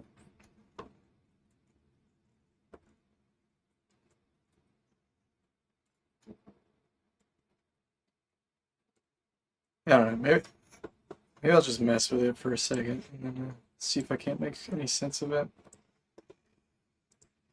Yeah, I think my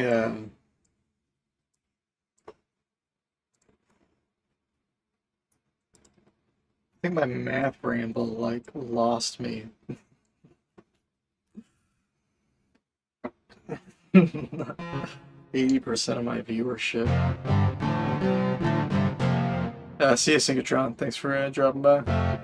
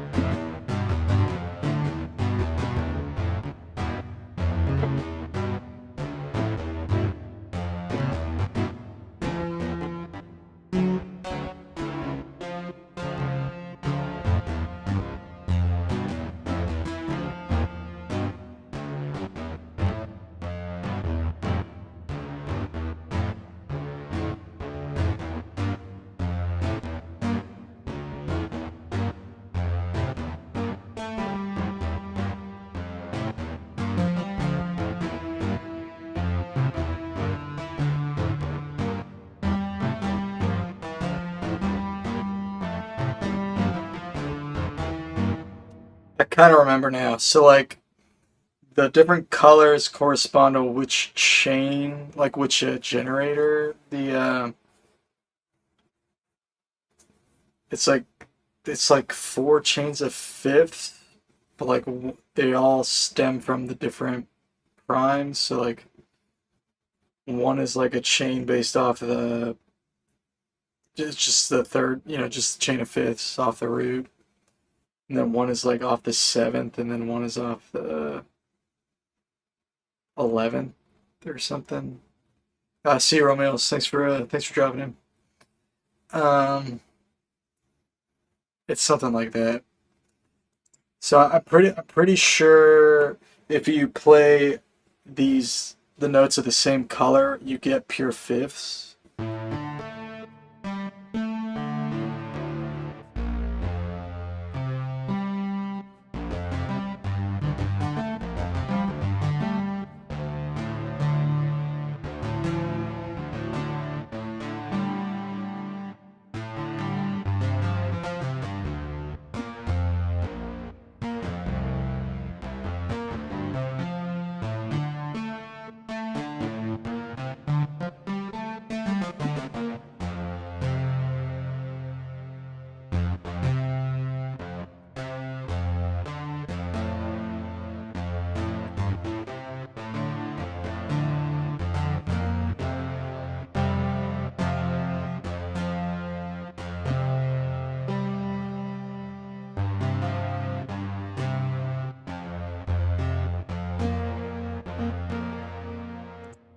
I guess it's a fourth or whatever.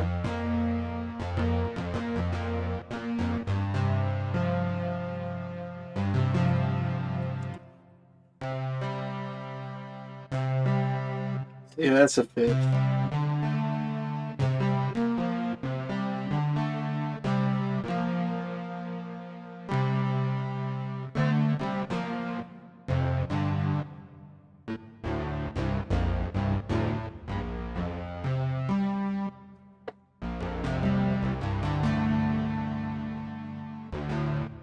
So yeah, the same color notes.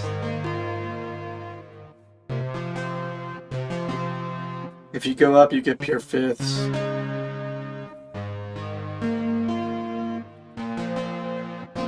But once you go into the next color, it's not a fifth, it's a wolf.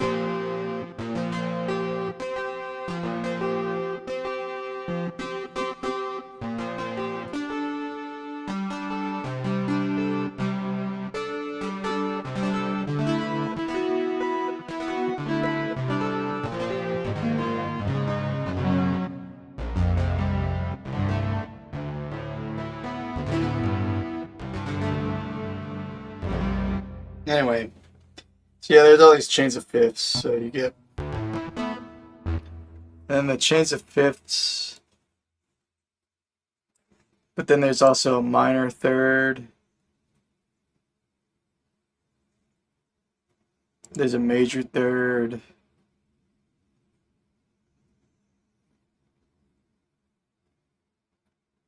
And then there's a 7/4. Trying to remember what all the fifth chains are based off of. See you, variable. Thanks for dropping in. Yeah, have a happy New Year.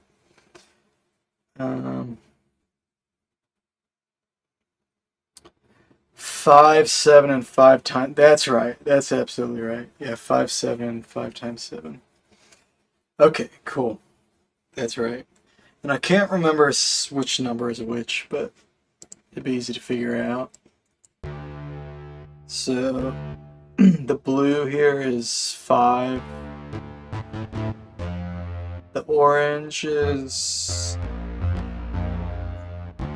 pretty sure just the 1. So the orange is the 1, the blue's the 5. Purple's the 7. And then green must be the 35. Yep.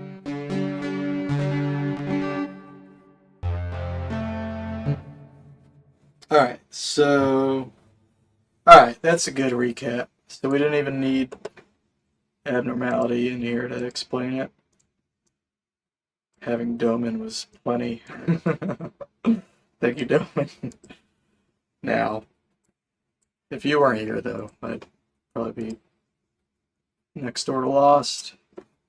Or I'd be opening up Scale Workshop again, trying to reverse engineer it. Alright, so...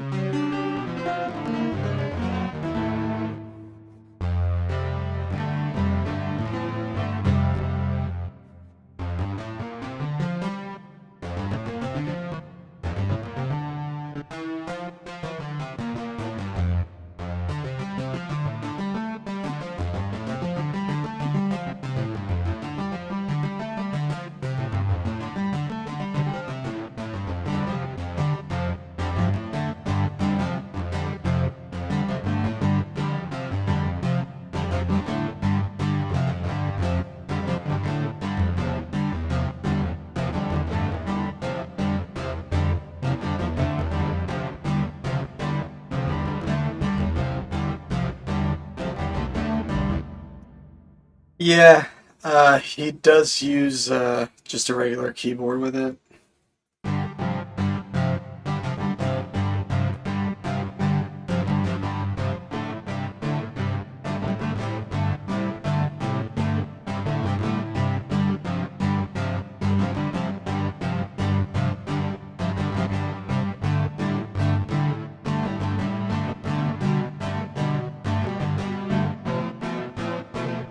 Yeah, I mean, maybe it is a good idea. I probably won't even bother because I'm like, I mean, I just prefer to use the isomorphic keyboard for microtonal stuff. And it's like it's a 24 note span. And like it's annoying to play. It's annoying to play in 24 on a keyboard compared to a instrument, for instance. So I'm just gonna stick to instrument, but it's nice that there is a basic keyboard like version of it because it's more accessible, obviously, to more people.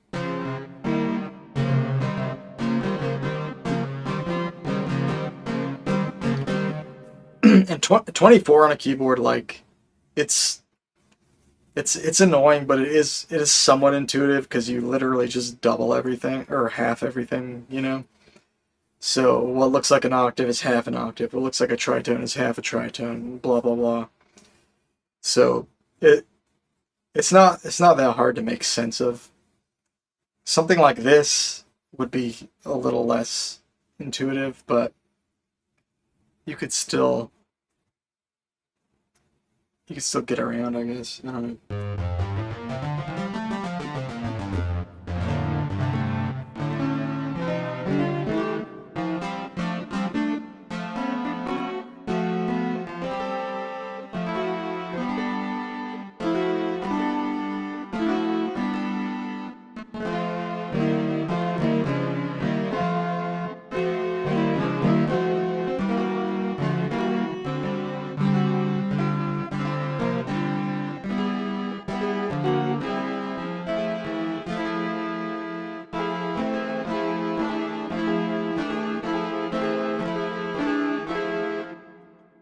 Interesting that with JI, the gear influences the scales people make.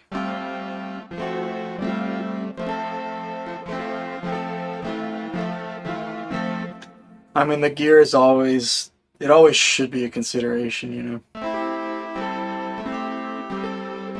If you intend on playing it, you know. If you're just doing theory, who cares? But if you're gonna actually like make some music, you gotta look at what your tools are actually capable of doing and what you are capable of doing with those tools.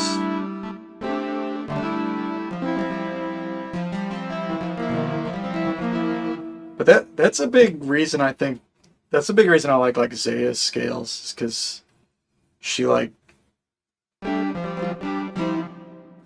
comes up with just like 12 note scales a lot.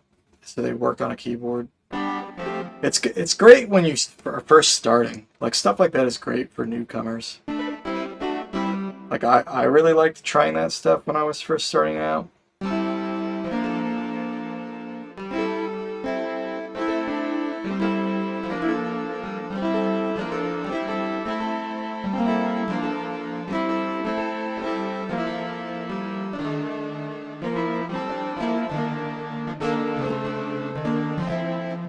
It will influence you even if you don't give it that much thought. Yeah, sure, absolutely.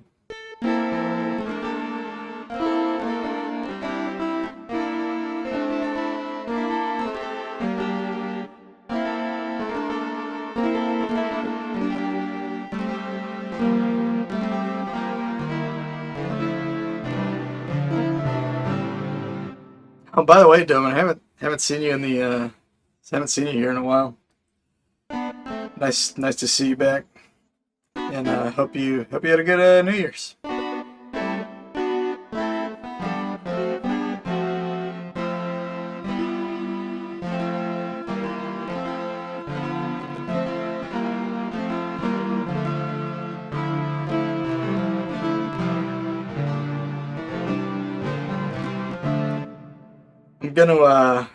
I'm gonna go home tomorrow, and then I don't know if I'm gonna get to it tomorrow specifically, but very soon I'm gonna get back to that song I was doing with your scale. I want to finish that up. I want to finish mixing it and put it out.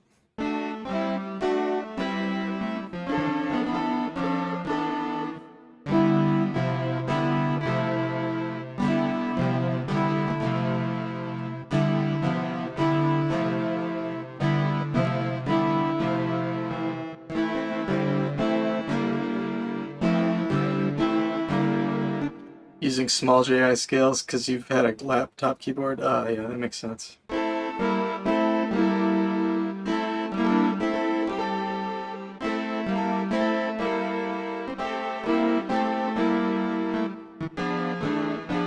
Busy doing Christmas stuff, yeah. Yeah, it's all good.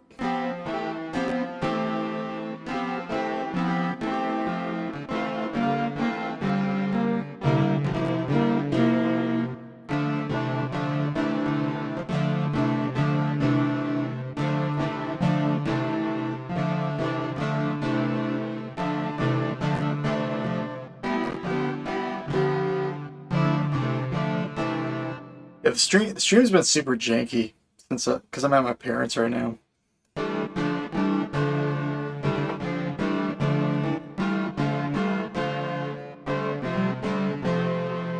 It's been a really good break, but I'm definitely ready to go home.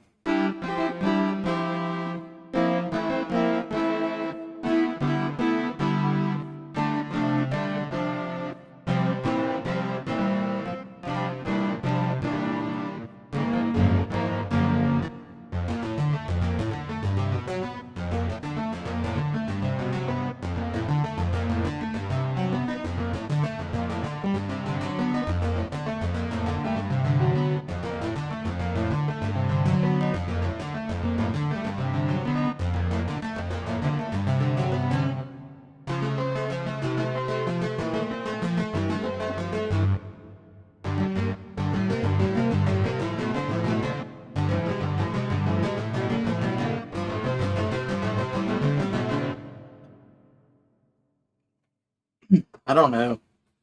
I have a hard time with this one.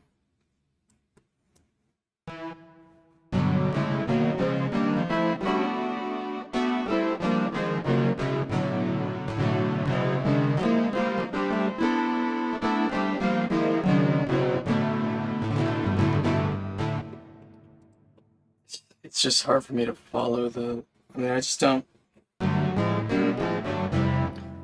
The difficult thing about JI scales is they're so uneven, and I guess I'm not like connected to the logic of the chains well enough to like really use it.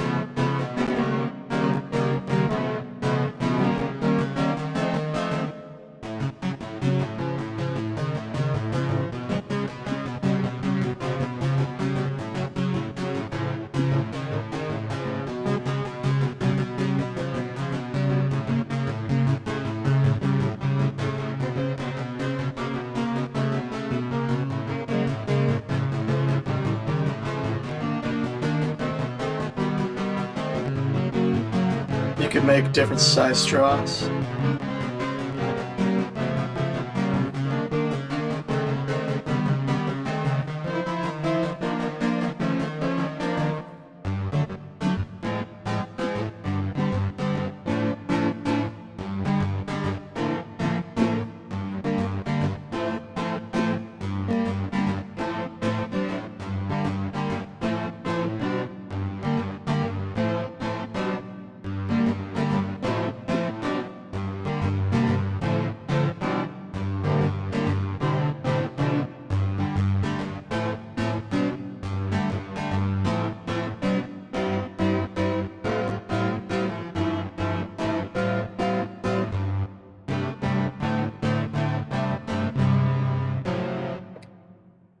Dude, I don't know. I don't know if it's just my mood tonight. I like have no focus.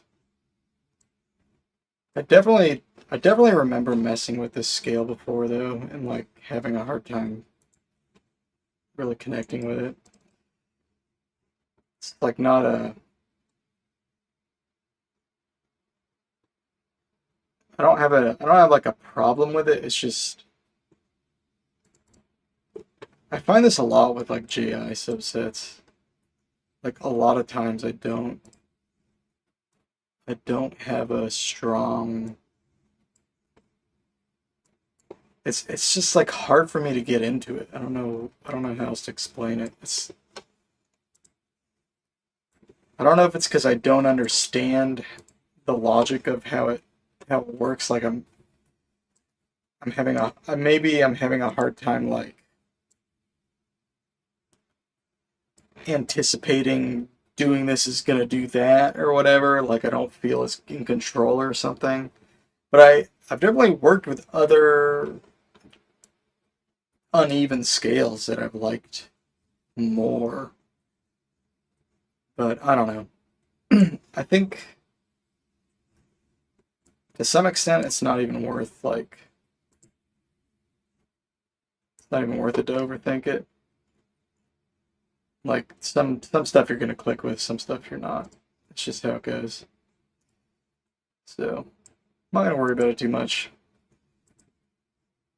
Maybe I'll try it again at some point. But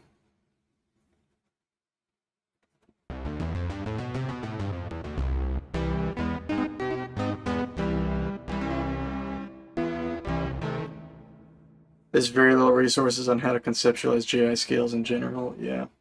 I mean, it's not that I like don't get the lattice or don't get how the notes relate and don't relate. Like I can see like where the wolves are and all that. It's just like, I don't know. Maybe I'm not like putting it together how to build this chord and that chord and whatever fast enough or at all really.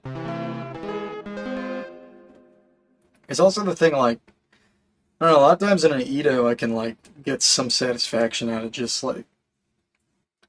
finding something even if I don't know exactly what it is. Or even like your 14 note D temper, like that's a JI scale that I clicked with a bit better because it's just like at first I didn't gel with it, but when I messed with it for just a little bit I was like just having the 2 rings of 7, I don't know. That just helped a lot. There's the backbone of it is very simple in a way. So even though the interlocking structure is slightly more complex, it's like the fact that there's these 2 pretty straightforward chains. And even with the chains, like I don't know like how all those notes relate. I just know that they all work together. But it's just like in a very simple way, it all just kind of works. It's not overly complicated. I'm not saying straw is overly complicated, but I definitely don't. In a way, it's like very simple. It's just like 4 chains of fifths, but it's like I'm sure there's shapes in there that are isometric. Maybe we should go back to it for a second. Because like I know there's gonna be shapes in there that are like isometric. And maybe if I could just find a couple shapes I like and move them around, I'll be able to find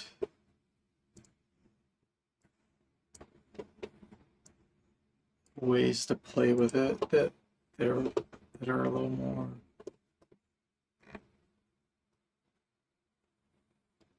I don't know, maybe I can find something to do with it if I just spend a little more time with it.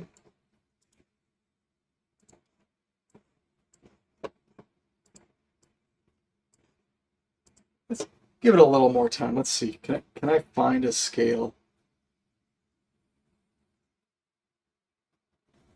I could even try a different layout. Pretty much have it mapped to like a normal Bose and K kind of. Let's try this one.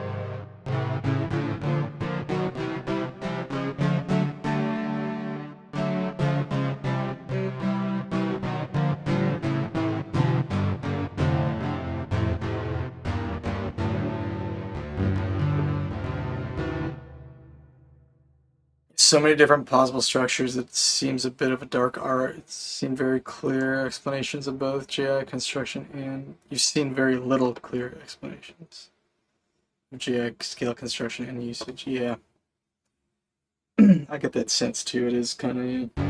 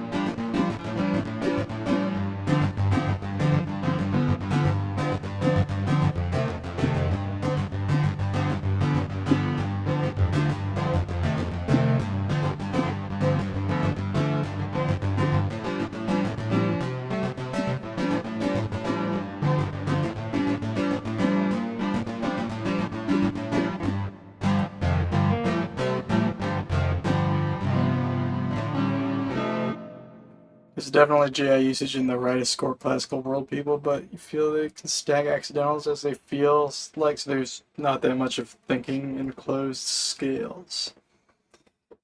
Yeah, maybe it's a little freer, I guess. They're not approaching it in this like kind of way where it's like, let's pick a pool of notes and stick to that. Yeah, I think most of the JI composers think in terms of limits. Just like prime and odd limits.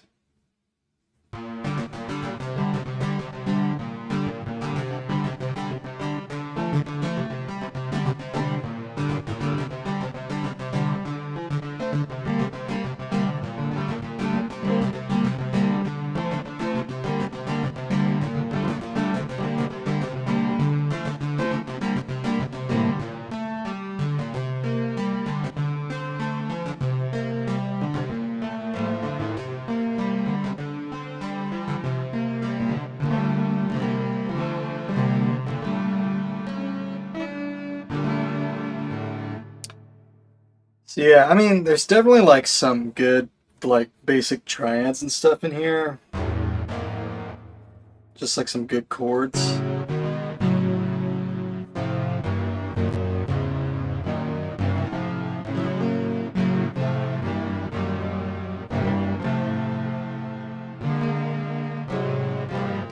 You're into JI because it's so unexplored. I mean, that's true. I mean, there's there's so much to try and to do.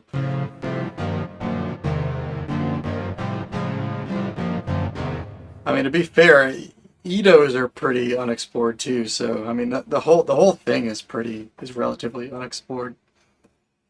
So I mean, I don't think it really matters if you prefer JI or don't. Like, definitely that's a common like thing. It's like it's an easy way to kind of like categorize microtonalists. Like, are they JI people or are they not? But I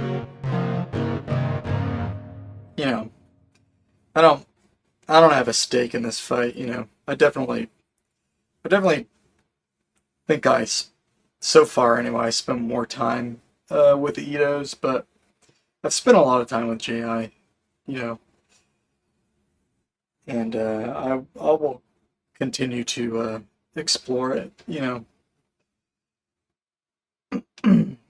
Both spaces are unexplored sound-wise, but JI is unexplored conceptually.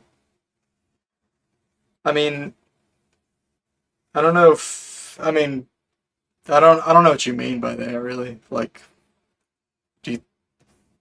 it kind of sounds like you see more depth to it to explore maybe. And perhaps that's true, I'm not really sure.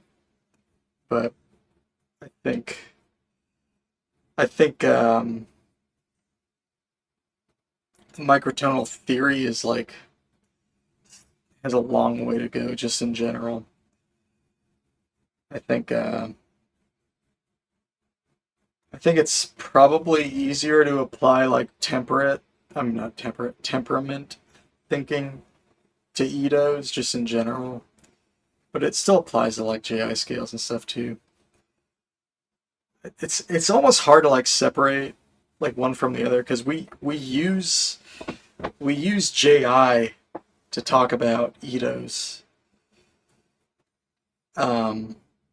all the time, and then we use a lot of the same concepts we use to talk about Edos to talk about JI, sort of. There I think the connection is a little less clear, but like for instance, like we map JI scales similarly to how we map Edo scales and stuff. So I mean, there's definitely like a lot of. I mean, it's hard to separate the two. I mean, even though they are obviously distinct ways of tuning, two distinct approaches to tuning. But when it comes to like the meta theory or whatever, you almost like have to interact with both to understand either one of them. At least with the current way of thinking about it. Depth maybe. With smaller Itos, you just don't need much theory. You can just play.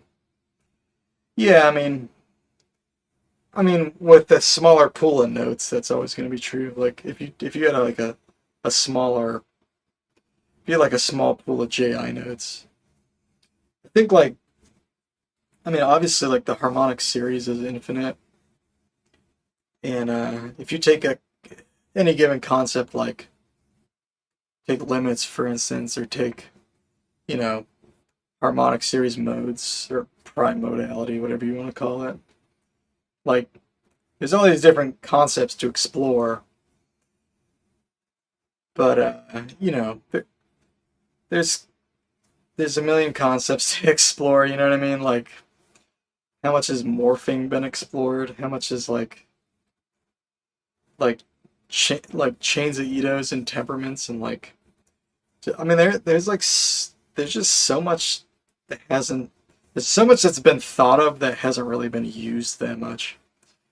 And there's so much more to do. I do think Itos are simpler in a way, like because they're uniform. Yeah, exactly, they're uniform. And I like that. I think it's an advantage. Like I find the simplicity advantageous. I find the unevenness of JI scales to be like the biggest one of the biggest difficulties with it. But I feel like a lot of the JI concepts too are not that, they're not that appealing to me. Like they like I'm not that interested in like just looking at like 7 limit versus 11 limit or whatever, or like looking at like a mode of the harmonic series or whatever. I mean, not that I think it's uninteresting. I don't know. I don't feel very compelled to like go down those particular roads. And a lot of people are doing it anyway, so it's not like I really have to. I kind of want, just like, just give me something to work with that's like not too specific and not too vague. And like Itos tend to like fulfill that, because like you're gonna encounter a lot of the same, like you're gonna encounter approximations to JI harmonies anyway. You're gonna encounter a lot of the same stuff, and like JI is my JI is really cool because of the harmonic series and because of the locking and the buzzing, and I think it's cool to like explore that in the confines of Itos too. But like my favorite stuff to do with JI, other than just like random cool scales, like your 14 note scale, like that's really fun to just like mess with. Like other than that, like my favorite stuff with JI is like just like the first what is it, 4 or 5 octaves of the harmonic series. That's just the best. That's the best to me because that's where it's the most intense. That's where you get the most buzzing. That's just like, that's where like the pure JI really stands out to me. Is in that kind of the lower end of the harmonic series, and I could see myself going back to that every now and again. But you know, I'll keep trying JI scales and stuff. Like I like trying out straw, and I want people to send me their scales and all that. But I definitely have more ambition with regards to like learning 22 Ito and like learning different Itos and stuff. But I don't know. There's so much to do. You kind of just have to pick what you are interested in. You know, that's kind of where we're at. I don't have like I'm glad we're doing different stuff. It's like I can learn from the JI people and vice versa. Like I can listen to your music and I can listen to Zia Rose's music, and like even with Itos, like I have my own preferences. So I'm not like pro Ito. Like some Itos I really don't like, or don't like as much, or I don't see myself getting into them anytime soon. All right, I am gonna play a little bit of Invictus. I don't think I'm gonna stream much longer though. I've been like super loopy today. But we'll listen to Ground's album, and I'll play some Invictus. Even Straw's an area you're not doing yourself at all. Yeah, I mean, even within JI, there's like a million things to do. It's just like, it's insane how much there is to do. So it's like, having an opinion is like it's just right now, it's just better to just have an opinion and just follow your opinion, just follow your heart, basically. Because we are facing like the infinite void right now. And like there's just so much to do and to try. And to experience, and like we're gonna learn from each other, like as all this new music comes out. Like JI is a bigger space than Ida's in some ways. I mean, I think I follow you. I think I know it. I think I agree with you more or less. But at the same time I can't like deny just like the mathematical reality, which is that JI like deals with more complex relationships in one dimension, but less complex relationships in another. And like depending on whether or not you're looking at music geometrically or arithmetically, it's actually flipped. Like Itos are just as much like, if you look at things arithmetically, Itos are simpler than JI. But if you look at it geometrically, Itos are infinitely more complicated than JI. Like it literally just depends on how you approach it. Because it's like it's I mean they're literally like a reflection of that axis, so it's, like it kind of boils down to like what you think is more like definitive, I guess, or like more important in a way. And like I think most people who are really into JI feel like that it reflects a sort of truth about harmony, or a truth about consonance or something. And that people see Itos as being, they basically see Itos as temperament. Like, like, I'm not saying this is true for you specifically, but a lot of like JI folks are like, they're attracted to the purity of JI, and that means something to them on a deeper level, I feel like.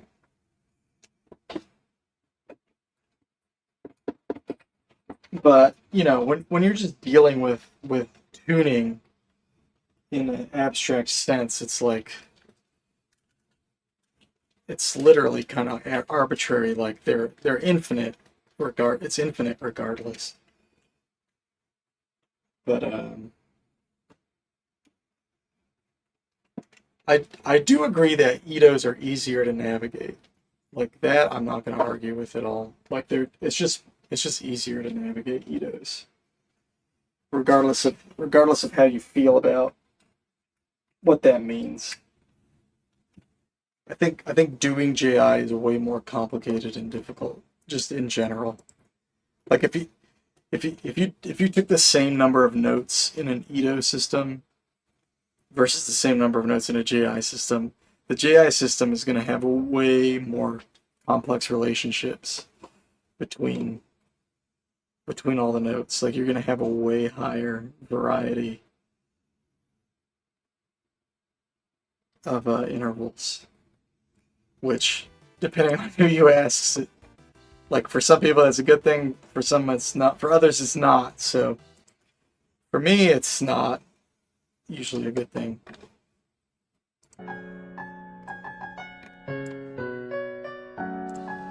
You thought JI was a fancy way of saying Ito? No. They're kind of the two major approaches to tuning.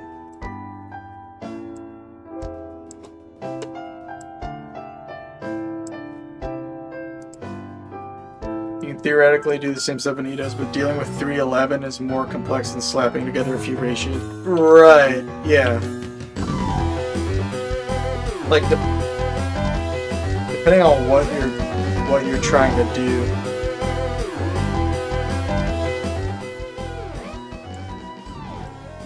Like if you're trying to approximate simple JI with an Ito, sometimes it's just easier to use JI. That's for sure. I think too many people that really want to do JI are looking for a large Ito. And I think that is not always... I don't know, I feel like using a massive Ito is not what I would do. I don't know. Like I wouldn't try 311, I would just try JI. Because we have like infinitone and stuff. Like there's ways to like change your root. Like it's still not perfect or cheap, I guess, but infinitone's not that expensive, I guess. If I was really into JI, I would just get infinitone. Because it seems to be a pretty good solution to the transposing JI problem. Like you could just like press a key and like reroute the whole tuning. like on the instrument, you could devote like a full column or a full row just to rerouting the system. Or you could even get like one of those MIDI foot controllers and assign it to like the bottom MIDI notes. And then like put the instrument on the higher notes and just like switch the scale like with the foot triggers. Like that would be a good way to approach it. Is you could separate like the key presses from the foot switches, like physically and in a tactile way.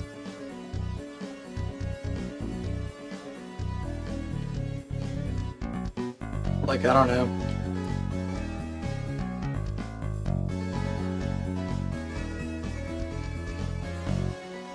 This person I'm listening to is so cool. You're talking about ground. People talk about big Itos, but there's not that much usage. Yeah, I know. It's just like not even practical. Like there's more people using like complicated JI.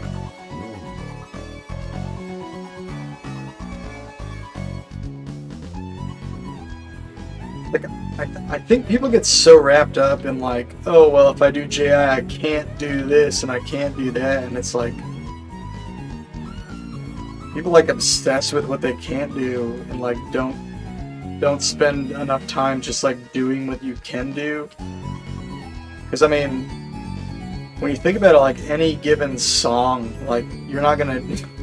It's not like for any given piece of music you do every single thing you can possibly do. Like you're normally working with just like a few notes in any song, like 7 or 8 notes if you're in 12-8,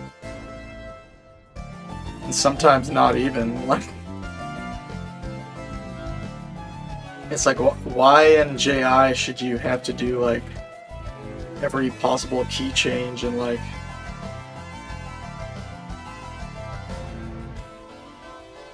It's sort of silly. It's kind of like, well, you still can do like a ton of stuff. You can still play a million chords, and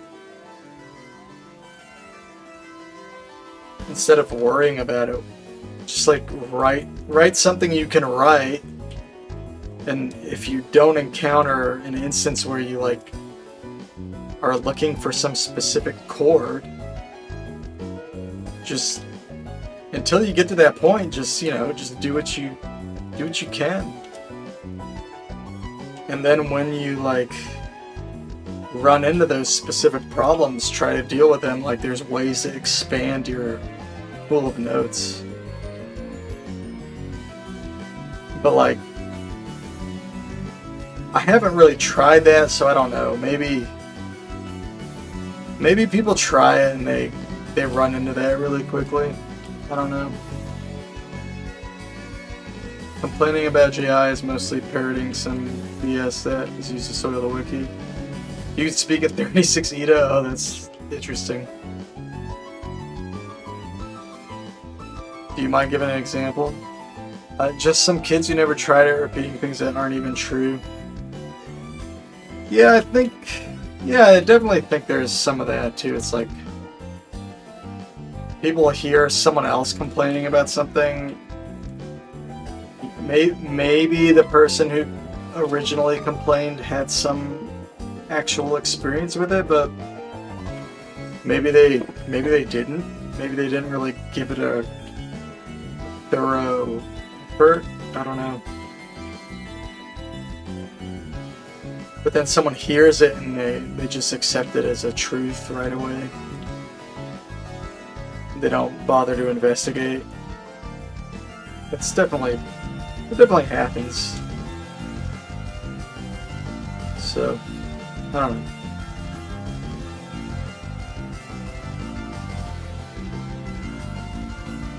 I've written stuff in JI and I've written stuff in EDOs, and I've enjoyed both, and I'm gonna keep using both. I'm not against one and for another. I have preferences.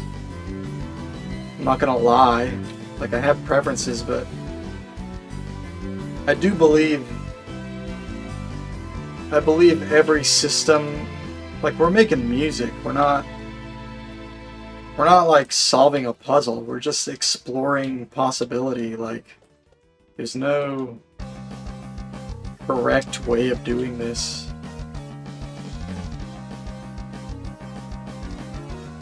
You've heard a few complaints about JI from people who tried it, but they were totally different from the ZenWiki stuff.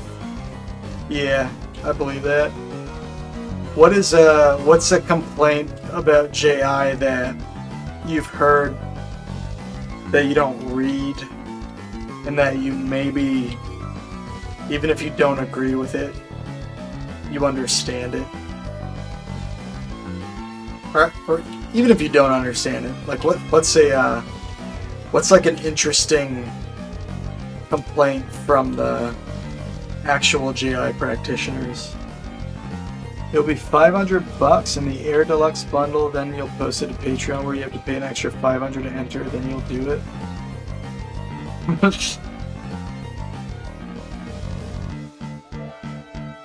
Ah, dang. I just spent my last 500 bucks. Gonna have to skip out on this one. Maybe next, maybe when it goes on the Black Friday sale or whatever. Maybe next Christmas.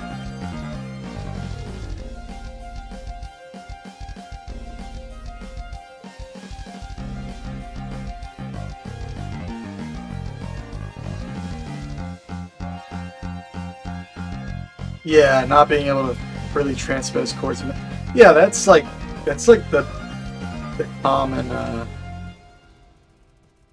complaint I hear.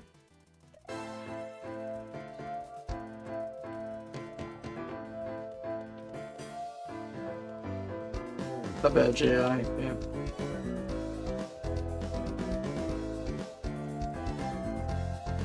I think with like Infinitone though, you can do it. Like, if you know what key you want to transpose to, you can just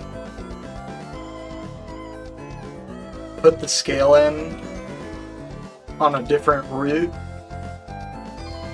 and you can put a trigger to change to that key. That's practical and real, unlike some slander. I guess, like, what's the slander that is not real?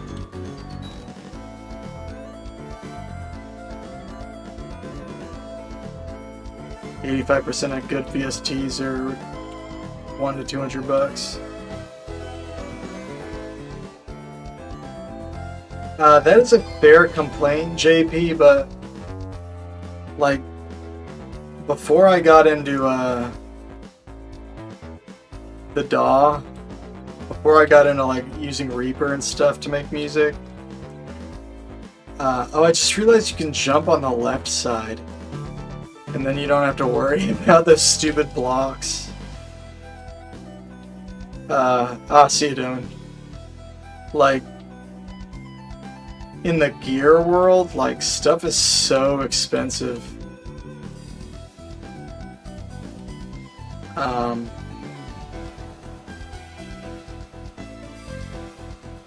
Like, if I wanted to buy, like, a new keyboard, I'd be spending, like, hundreds or thousands of dollars. But you can get a VST that does, like, everything that keyboard does and more for, like, 200 bucks.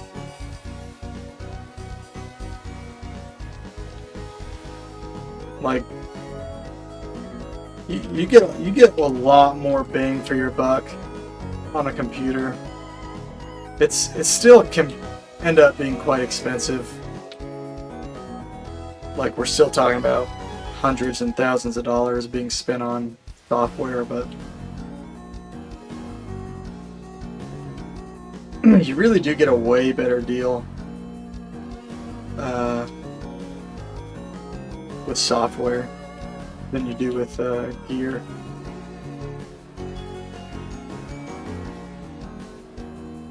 Physical gear is sometimes more fun though.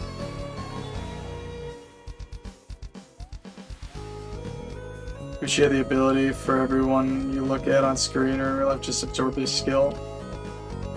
I mean, you can't absorb it 100%, but you know, you do like stoke in their influence and knowledge to some extent.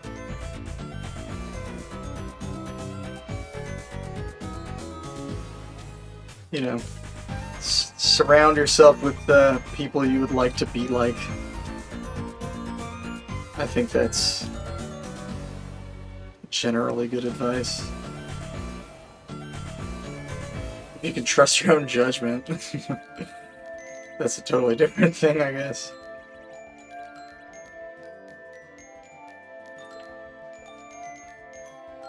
Yeah, I mean, yeah, exactly. I mean, that's why I started doing this stream, is because I wished there was this kind of resource out there. Which I guess there was to some extent. Like Abnormality's been doing this before I ever started, and now Paleac.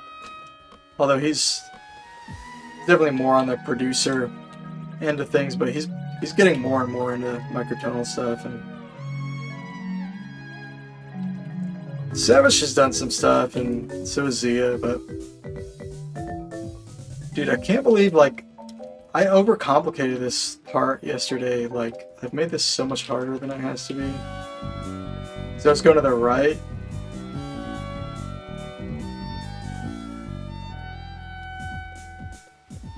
I know you just watch, but like,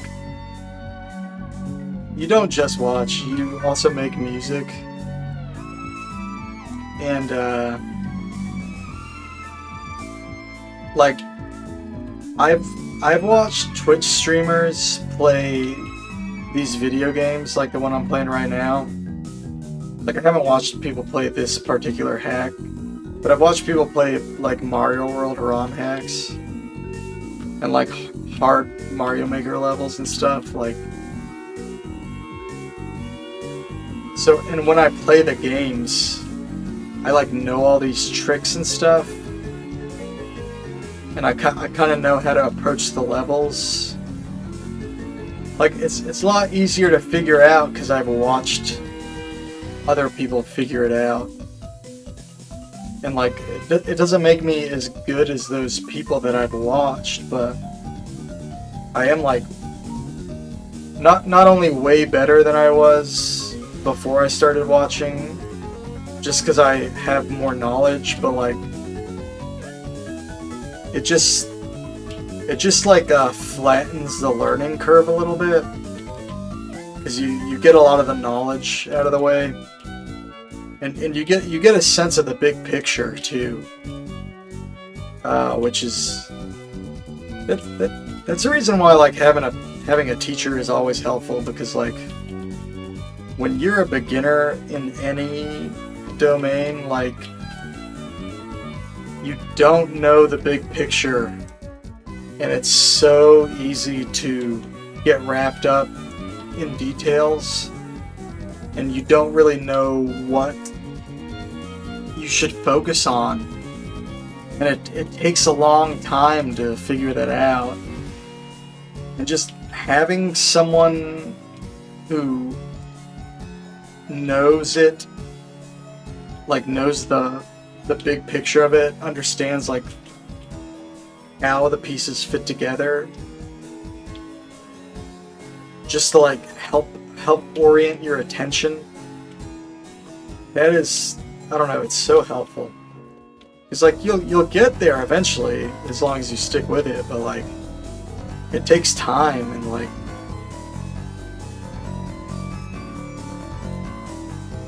you can really waste time, like, hyper focusing on one dimension of a thing and completely neglect another dimension, which you later discover is, like, just as important to you. You never paid attention to it. You never noticed it. So like, having people around that, like, know the big picture, have more experience, have strong intuitions, and hopefully can also, like, explain it to some degree. It's, like, it's so helpful.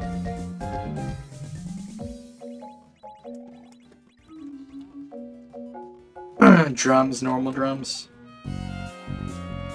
You should get a drum set, or like a digital drum set even. Take some drum lessons.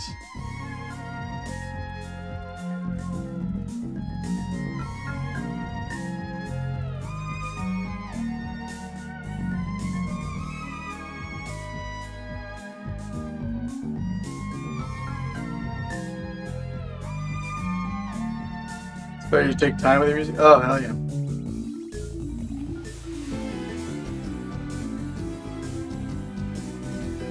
Yeah, you know, if you care about the outcome of a thing, the least you can do is, you know, For yourself anyway, just don't rush it.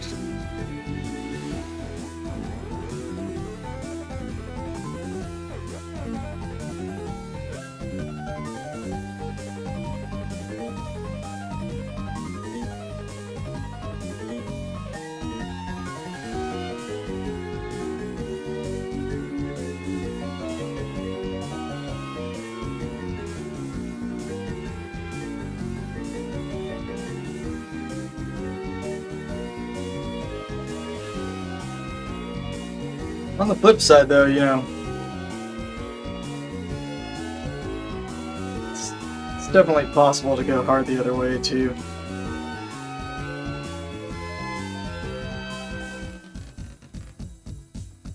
The longest time to finish a song? I mean, I can't put a specific number, but it's taken me years to finish some songs.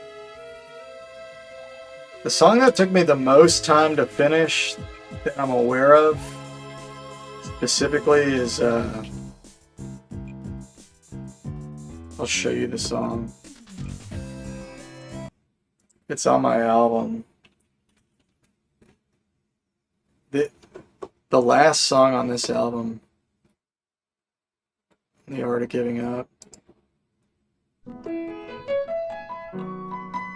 This riff right here at the beginning, I wrote this riff right here like I must have been like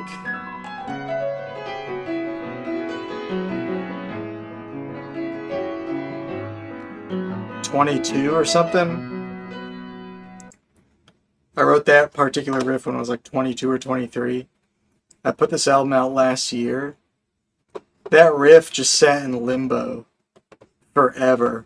It was something that I always liked, but I could never fit it in with anything. But actually this song, like, it's sort of like a hodgepodge of different ideas.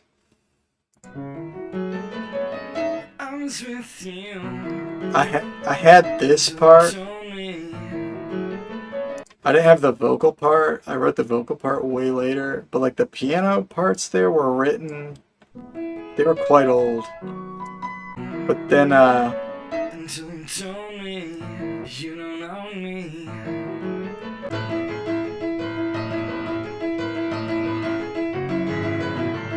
Then I wrote this part. You think your friends tell you everything. This part right here. I think I wrote that like 4 years ago. And I started to like try to put that together with that really old idea. And then you hear my cry and never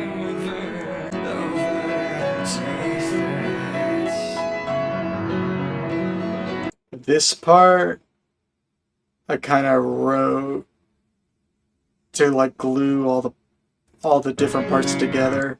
So like I had these different parts and I tried to smush them together, and then I started to write like transitions between the different parts that kind of didn't relate. And in the end, it ended up being this really, I mean, it's an 8-minute song. It's this really long, convoluted form.